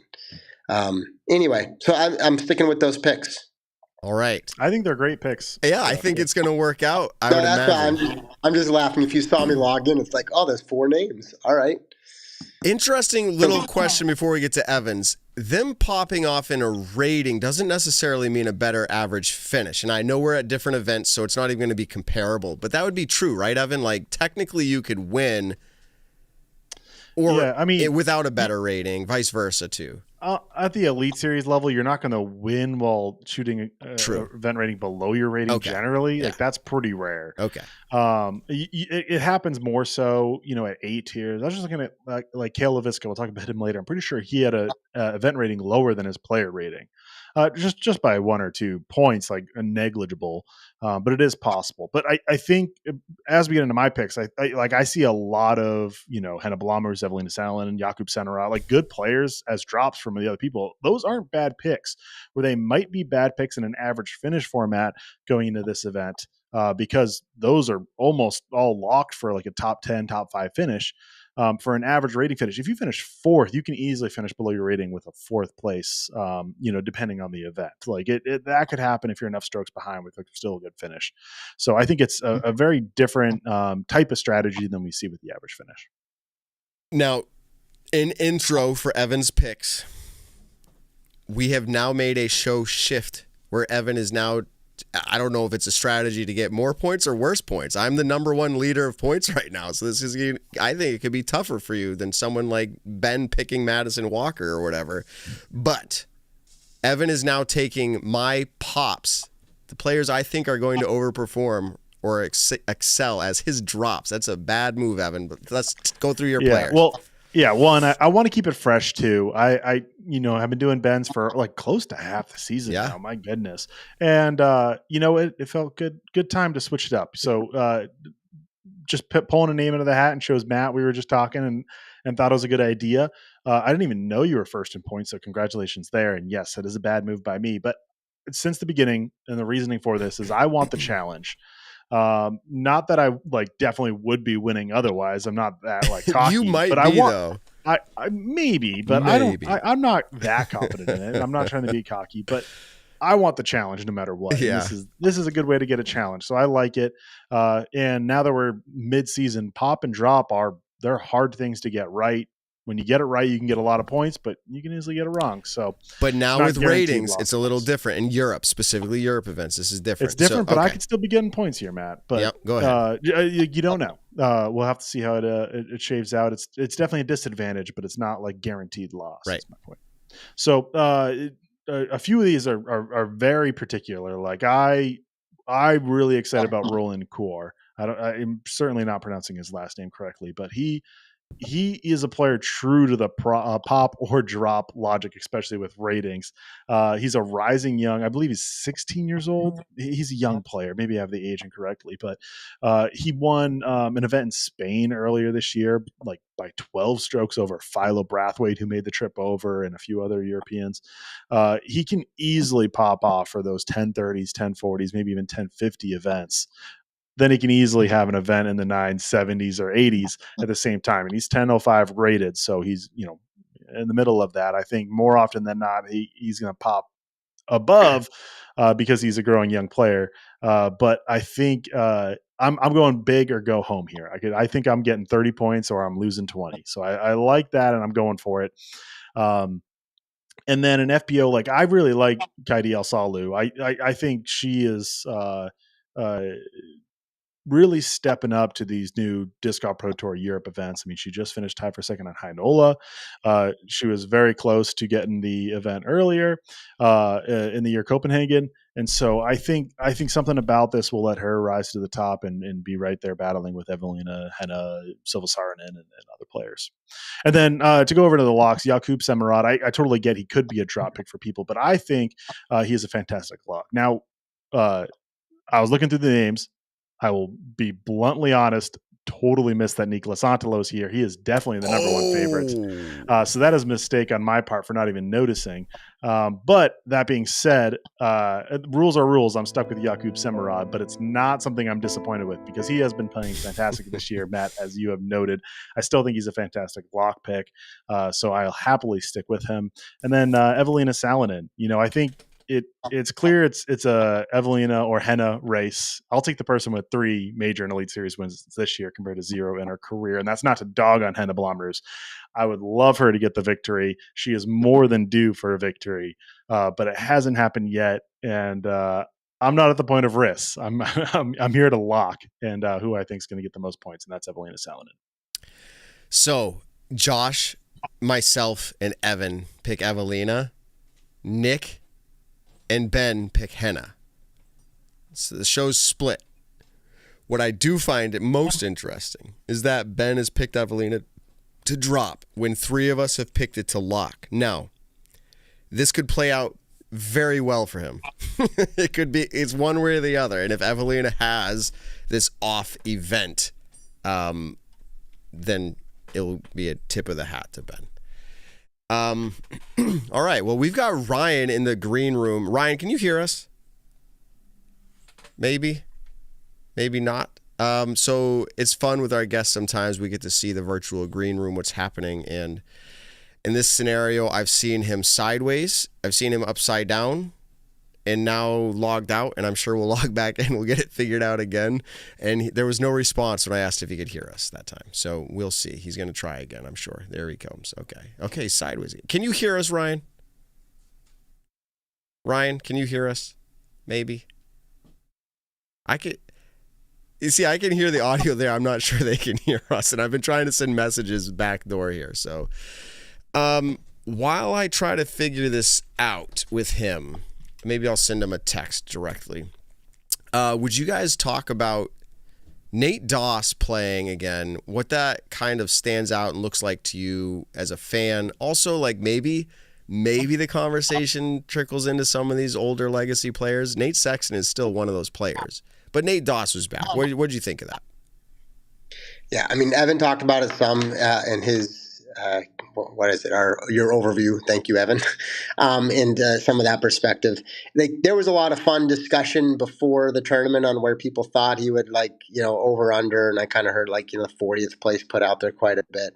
I think that was wishful thinking. In other words, I feel like he probably finished where you might expect someone to finish who is really good at disc golf but has almost not played in 6 years.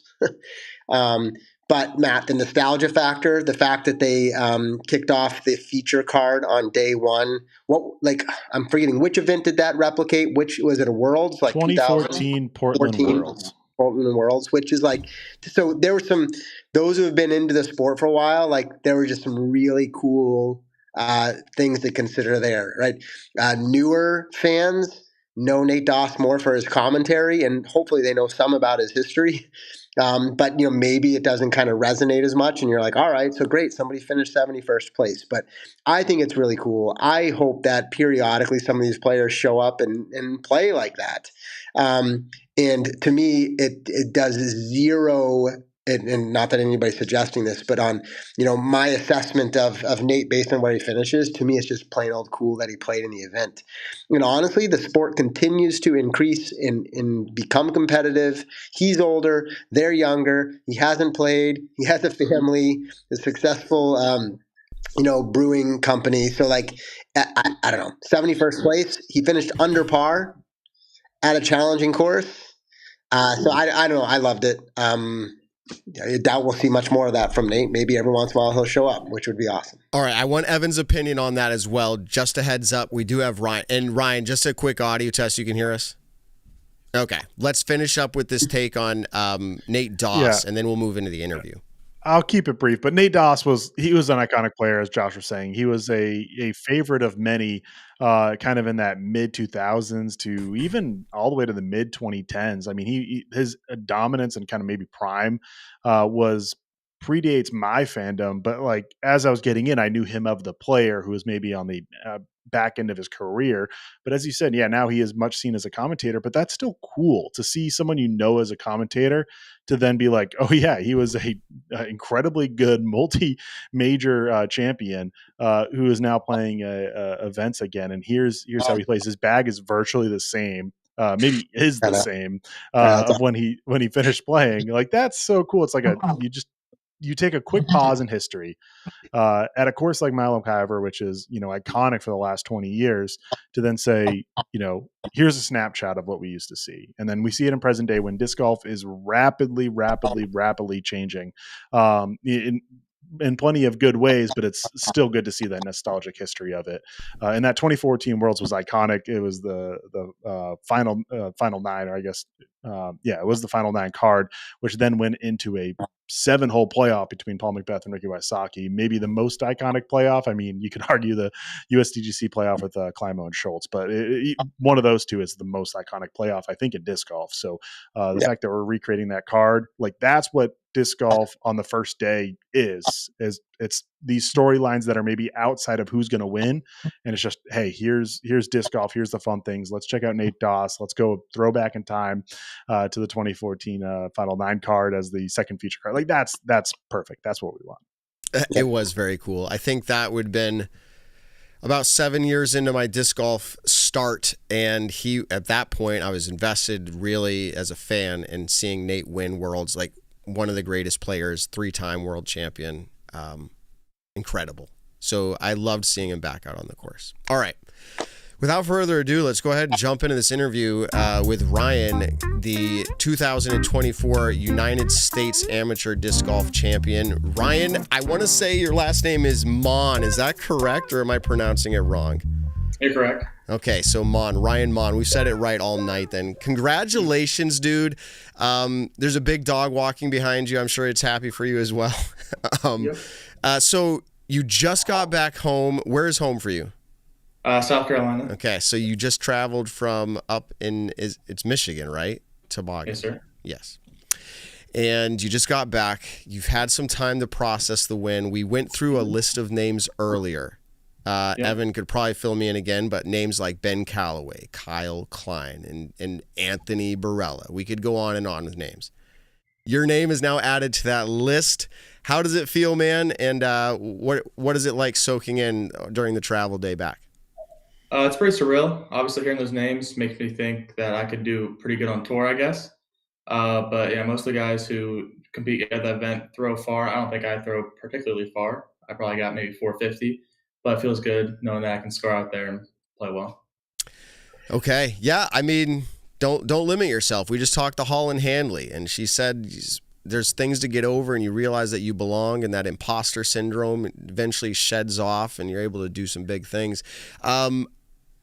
This has to be your largest win ever. It's a major, and my understanding is it's a first major for you. How long have you been trying for this? And we'll want to find more about your disc golf experience, but how long have you been trying? Is this your first time? I didn't look it up. Is this your first time at USAMs? That was my first time at USADGC, but I've played 2 other junior worlds. I believe I got 11th in MJ 15, and I got 6th in MJ 18 last year. But I think I was the youngest player in MJ 18 last year. Okay, so have you aged out of junior disc golf divisions? Not yet. I'm turning 17 in August.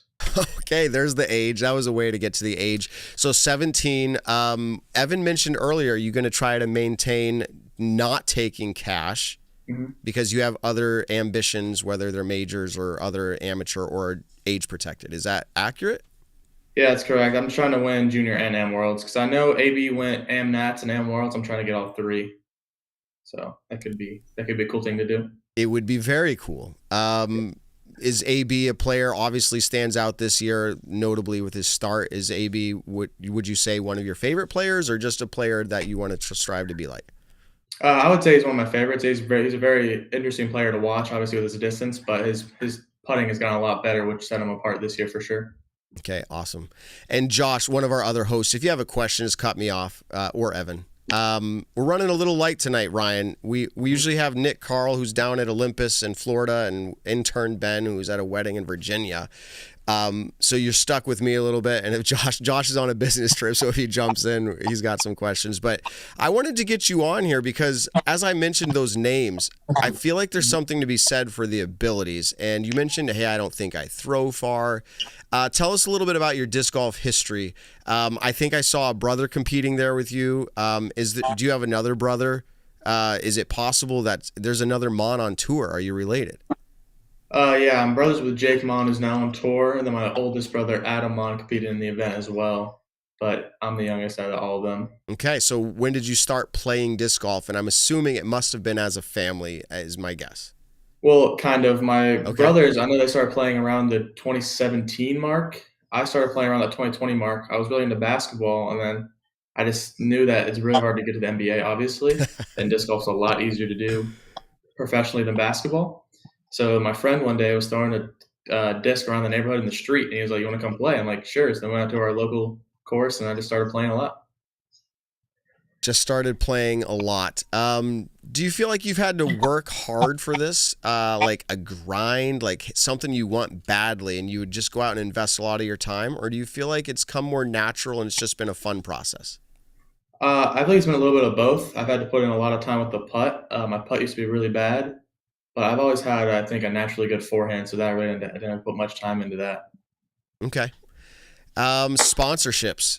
Has anybody come knocking already? Did anybody shake your hand and say, we'll talk later? I see Circle One Disc Hat. Any other sponsors? I see Discraft. I'm currently on Discraft Underground, and I got a local sponsor in Down South Discs, and then I got a chalk bag company and Drive Bags that I'm sponsored by right now. Okay. Well, if Nick was here, he would have had something maybe in common. I think he was on the Underground team for a while. Then received a promotion, I guess, of sorts when you do well enough for a period of time. So do you have ambitions of trying to get on the tour? Because now they're not just making it a sign up and play, maybe some events. But now typically they're looking for a tour card, and there's this whole series that allows you to qualify, etc. Do you have any ambitions to do that maybe in the coming years? Yeah, I'm trying to play some of the Q Series this year. One's like an hour away from my house in Oconee.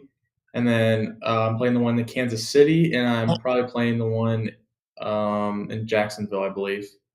And is that with hopes of maybe for next year? Maybe not next year because I'm still in high school, but maybe 2 or 3 years down the line. Okay. Awesome.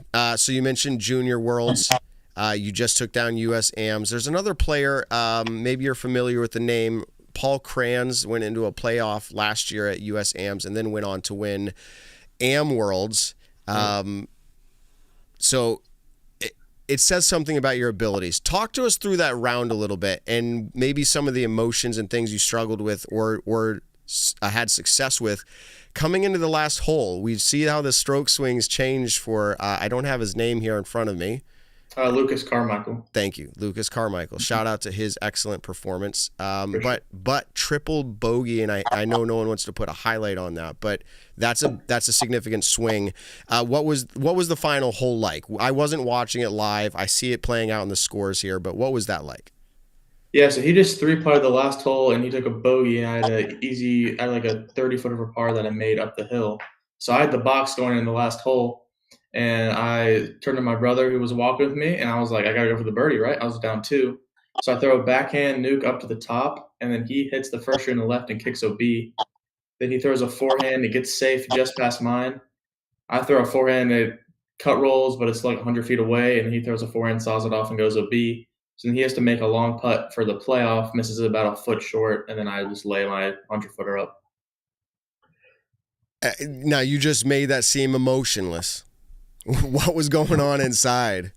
Oh, so, I mean, off the tee, I was very nervous, but I just had a picture of myself where I was just playing a couch around with my friends. I was like, you just got to put yourself in a different spot and not think about the major title on the line. So I just threw that shot.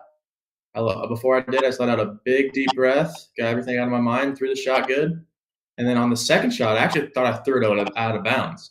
Soon out of my hand, I was like, I had the tournament in my hands, and I just lost the tournament. And he threw his out of bounds. I'm like, we could go to a playoff. And he missed his. I'm like, I just won the tournament. It was just a back and forth of emotions that it was crazy. It happened quick, and I don't have in front of me how it played out for score-wise. Were you 1 back or 2 back? I was 2 back going into the final hole. Final hole. So, wow. What would you say some of your strengths are? Thank you for coming on, by the way. I know you just got back from your trip. How long was that trip? It was 11 hours home. Okay, 11 hours. Well, you made it, and hopefully you can relax after this interview if you're not already relaxed. But what would you say is one of your strengths, or what do you think people would say, oh, you're good at this? Is it well-rounded, or do you feel strong in one area? I feel strong in the putting department normally when I'm confident. I just played Tennessee State, so my putting was a little off there because my timing was off in my putt. But I fixed that before the final round. And I think I have a pretty consistent forehand as well. Okay. Forehand. So do you feel like forehand is a strength of yours over backhand? I did not watch your performance, so I'm not sure. I wouldn't say that. I would say I'm pretty 50-50 on it. If the whole suit's a forehand, I'll go to the forehand. If the suit's a backhand, I'll go to the backhand. Okay, But so for approach shots, I'm more of a 75-25 guy. I'll go to the forehand a little more just so I can see the target the entire way. okay. Well, hey, that's good. You feel balanced with your throws. We had an episode on that last year, I think, where we talked through players and their ability to, if they're dominant, does it matter or not? Should we not be a dominant-handed player? All that. I mean, we talked about Isaac Robbins and Nate Sexton, all these players, whether they have forehand, backhand, don't. I do think the best bet is going to be to Eagle McMahon, which was forehand, it was backhand, and now even a little lefty. So I think the more throws you can have, the better. So where are we going to see you compete next? I will actually be at Junior Worlds with my boys, competing in the 15 and under, as well as the 10 and under, and you're going to compete in the 18 under. Is that correct? Yes, sir. I'm also playing Des Moines Challenge, and then I'm playing Kansas City Wide Open, then Junior Worlds. Then I come home for a little bit. Then I play Am Worlds, and I come home for a little longer. And then we're still thinking about playing Deagle since I qualify for that at MNATS as well. That's some serious tournament schedule there. I'm trying to think here. Your age, you're not driving alone. Do you have a driver's license? Oh, yes, sir. Okay. Are you doing this alone, or you have a crew going with you? Oh, no. Okay. My older brother who played in the tournament at MNATS is coming with me. He's playing. I don't know if he signed up for Kansas City yet, but I know he's playing Am Worlds as well. Okay. So I'm going to ask the question because your age would imply that you'd still be in school technically. Maybe you're let out. Maybe you're homeschooled. Maybe you're private school. I don't know. What's your school situation? I just finished my sophomore year. I'm online school. So once I finish my 3 hours of work, I just go and play disc golf. You know who else used to say that? Ricky Wysocki. Yep. So that's there's something to be said about that option to do that. All right, and Josh, do you have anything? I'm thinking I've got more to talk about, but I want to set you up. No, not much. It's been great. So yeah, Ryan, thank you for joining us. I'm from New Hampshire, but I'm currently in North Carolina, so okay. I'm just a state north of you right now. But thank you for coming on. Congrats on the big win. Thank you. Obviously good. So yeah, you talked about you're still focused on some of the non-pro majors and kind of working on getting those. Obviously, where you're at, I think you mentioned probably not really considering a full-time tour just yet, but you are chipping away at some of these pro tour events. And it looks like last year you entered 2 pro tour events, one of them being a silver. This year, chess.com, and then you just talked about a couple more you may pick off. Just talk a little bit about where we can see where you finished at those events, but what's your hope over the next year or 2 or 3 or whatever it is? Is your goal just to continue to work to improve and then join the tour? And talk a little bit about that jump from US AMs to the pro tour, since you've competed in both. Is there a difference in the competition level, and what's your perspective on that? Well, there's obviously a big difference in the level of competition. Really, at MNATS, I didn't shoot a great second round. If I shot that second round in a pro tour event, I'm falling 30 spots on the leaderboard. But fortunately, at MNATS, I only fell 1 spot on the leaderboard, and I backed up with a good round. But yeah, this competition is pretty crazy out there. If you take a bogey, you fall 10 spots, and then you got to get 2 more birdies to climb back up those 10 spots. So competition's a lot harder on the pro tour. Yeah, and because you've competed, that's why I'm just curious and kind of balancing this perspective for anybody who's listening, who's at AM and feels like they're ready to make the jump. How stressful is that? Like you said, even getting a bogey drops you down. What were your expectations? For example, chess.com this year you joined. Was this more about fun and an experience, or are you hoping to actually compete when you join these events? Well, I know with my distance right now, I'm trying to fix my form in the off season to get a little more distance, but I was just trying to get a good experience about what the pro tour is like, and just obviously have a good time as well playing the event. That's what you have the most fun. If you have fun, you're going to play well. But yeah, just trying to get the experience. Right. And back to something, maybe Matt clarified earlier, but so Jake is an older brother. Is that right? Yep. Okay. And so being a younger brother, are you gleaning any tips and tricks and insights or advice from somebody who is competing at the pro level? Is this a family conversation, a family competition? What's that like for you? Yeah, I would say Jake helps me out a lot with a lot of the mental stuff. He just says, "Don't be too hard on yourself and just play disc golf, and you'll do well." But yeah, he helps me out a lot with already being on the pro tour. Great. Awesome. I think, and I'm doing this from memory, not looking at stats, but I think Jake, he's obviously performed well in different areas, but I specifically remember his name popping off at USDGC. Does that sound right? Mm-hmm. All right. So maybe you can set your targets on beating his performance out there in the future years. What do you think? That'd be pretty tough. He was on lead card round 3, but I'll see what I can do. Yeah, awesome. Well, hey, winning a major, albeit an amateur one. I know I was all asking a lot of questions about pro, but I want to pull it back to where you were competing. Again, congrats. I mean, everybody there is competitive. Obviously, towards the top of the lead card, it's really competitive, and the way that last hole went down was certainly interesting. So, yeah, I'll just simply say congrats on that. Keep after it. Keep to the grind.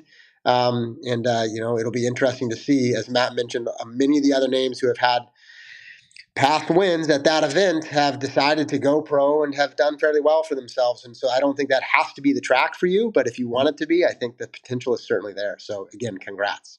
Thank you. All right. Few other questions. You mentioned it once or twice or maybe 3 times already in the interview, but I don't have an answer, which is, how far do you throw a disc? So you said, I don't have the distance. That's how you started. And then you said just a second ago, I need to work on my form. So how far are you throwing a disc if you're ripping it hard in a field? If I'm ripping it hard in a field, I can get maybe close to 500. Consistent, okay. I can probably go 430. If you just give me a stock ESP nuke, 430. And what is your target goal? I mean, I don't feel like, I know the tour is getting longer, but I feel like a 450, a good controlled, I can pull off a 450, does pretty good for you nowadays. What's your goal that you're trying to get to? Well, I mean, you look at guys like Paulie Luberry who have control 450. He's obviously doing really well, but that's because he's also putting really well.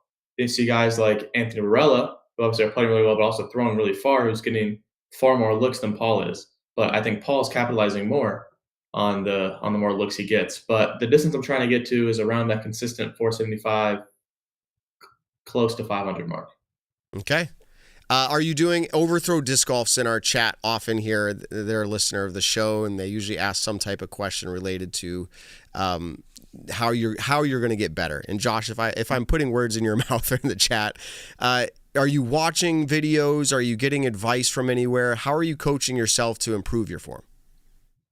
So we got this guy in the upstate who I think has one of the best forms in all of disc golf that I've seen with my personal eyes. He knows he has the best mechanics I've personally ever seen, and he knows how to break form down really well. So he's going to help me with that later this offseason.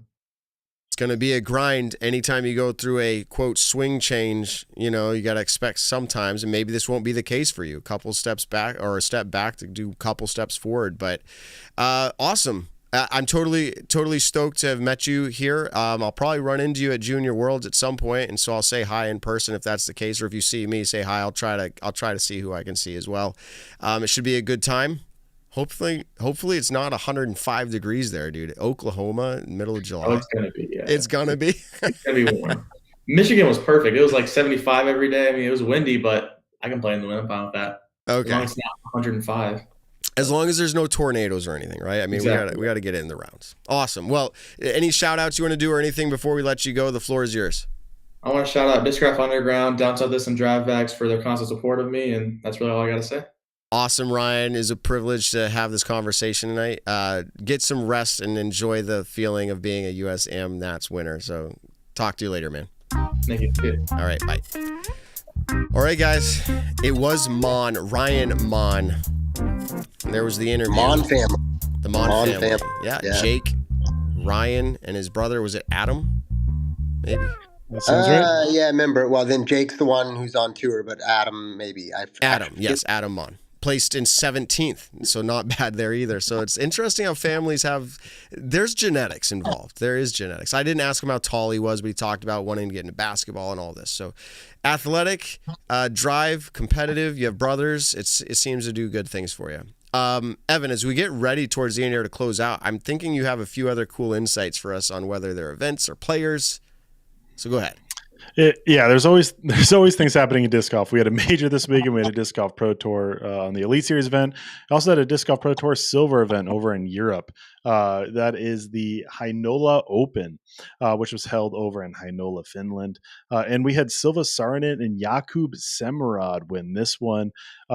They're both, should be well-known players. Silva Saarinen now has won 2 Disc Golf Pro Tour silver events on the season. Notably, she won 5 PDGA Euro Tour events last year, really taking advantage of maybe other Europeans either not playing or being over the States, but she's over in the States plenty herself as well. But she now moves up to first place in the Disc Golf Pro Tour Europe standings, which are separate from the Disc Golf Pro Tour World standings. There are some of the Elite Series Europe, DGPT Europe events that count for both, but the DGPT Silver events in Europe only count for the Europe standings, which maybe sounds a lot, but if you just look at the standings, you can see who's leading what, and that's obviously helpful. So Silva Saarinen is number 1. And then Jakub Semerad wins. It's his first win in Finland of his career and his first Disc Golf Pro Tour silver win. He's won 2 PDGA Euro Tours in the past, and then both in Croatia, and then has won the European Pro Tour All-Stars to end last season. So that was his one EBT win. And now he has moved up to 4th place in the Disc Golf Pro Tour Europe standings, while also being pretty solid in the world standings as well. He's currently in place for a tour championship position, while also getting some events in Europe. And so he is obviously my lock for Turku, if I'm saying that right again, Matt. But so he's looking good for Europe. And then one other event to talk about. We don't always mention maybe A tiers around the country, but this one we definitely have to, which is the Kansas City Flying Disc Challenge. For the MPO winner was Mr. Kale Leviska, which is his first MPO A tier win of the year, which now means it has been 19 consecutive years that Kale has won an MPO A tier. And that alone is, wow, that's a long time. That is actually tied now for the record of most consecutive years with an MPO A tier win. It ties Ken Climo, which if you're saying Ken Climo in any category, it means it's a good stat. And that's there's no one else higher. There's other players who have a higher amount of MPO A tier wins, or higher amount of seasons with MPO A tier wins and total wins. But the consecutive part is what Kale has been so consistent with. And it doesn't seem like he's slowing down either. He's playing some MP40 events. He's still playing a few on tour, but he's still playing these big, maybe regional events, A tiers in MPO. So very cool to see for Kale getting that milestone. Yeah. I think that's incredible as well. Kale, you go back to the early days, and this came up a little bit when we were hanging out at Maple Hill this weekend. You go back to the earlier days, and you see players like Kale and Barsby, and you could just go on, and you think, I don't know how to say it because I'm not that old, but it's like the good old days. It just feels like, man, I love, like, Kale's such a chill dude. Like, all these players, like, it's really cool to continue to see that. It makes me wonder about, I'm going to use the word old-timers, who are looking at the sport of disc golf now, and they have feelings about those players, whether it's, you could go back to Ron Russell, Juliana Korver. You could, that's their generation. So it's a new generation. I think eventually Ryan and others will be like, remember like AB and all that? Like, that was the good old days. So I think we're going to see things like that continue to shift. One other thing is, I just got word from, I don't know what the official title is. Assistant Director to the USDGC just texted me. Shout out, Chad. Yes, that's you, Chad, if you're still watching. He said Ryan qualified for USDGC with the win. So he didn't mention that event in there, I don't think. But did he? Did I miss it? No, he didn't. He talked about qualifying for D-Glow, and then I mentioned USDGC because of his brother's history there. And so he kind of reacted to that, but he didn't say he was playing. Oh, okay. Interesting. And now I'm spilling all the beans here, but he received a private call this morning inviting him to USDGC. So maybe he hasn't said that he's playing yet. Maybe he hasn't confirmed it. Breaking news. But thanks for that info, Chad. It'll be cool to see players like that playing at the championship. That's what it's called, right? The championship. I'm trying to do the branding right here. All right. I think we've made it to that point in the show with three of us. Josh, thanks for joining down in North Carolina. It's always a grind when you're on the road to, as the players know, but also in the full-time career traveling work, joining the show for 2 hours on the road in a hotel. You can crash after this. Your day started early. Evan, thanks for joining, man, bringing the cool stats as usual. Again, shout out to Disc Golf 978. We talk about him at the beginning. We talk about him at the end. We talk about him all around wherever we go, but on the show, that's the places we give them. Check them out. Use the code WeLove978. All of our sponsors, including Hooligan. If you play the game this week and win, you're going to get a cool prize. Nick's stuck at the course or wherever he is. I don't know. He's lost. And Ben jumped in the chat for a minute and said, "Hey, Staggies." So everybody, till next week. I don't know. Does Nick still say tell someone you love him? I forget nowadays. It's becoming... He's got it. He definitely does. Okay, tell someone you love him. That's what he says. And Evan, you're awesome. Josh, you're awesome. Everybody, until next time, I'm going to find the right button to hit here. We hope you appreciated this. We thank you for listening. We'll catch you out there, guys. Peace out.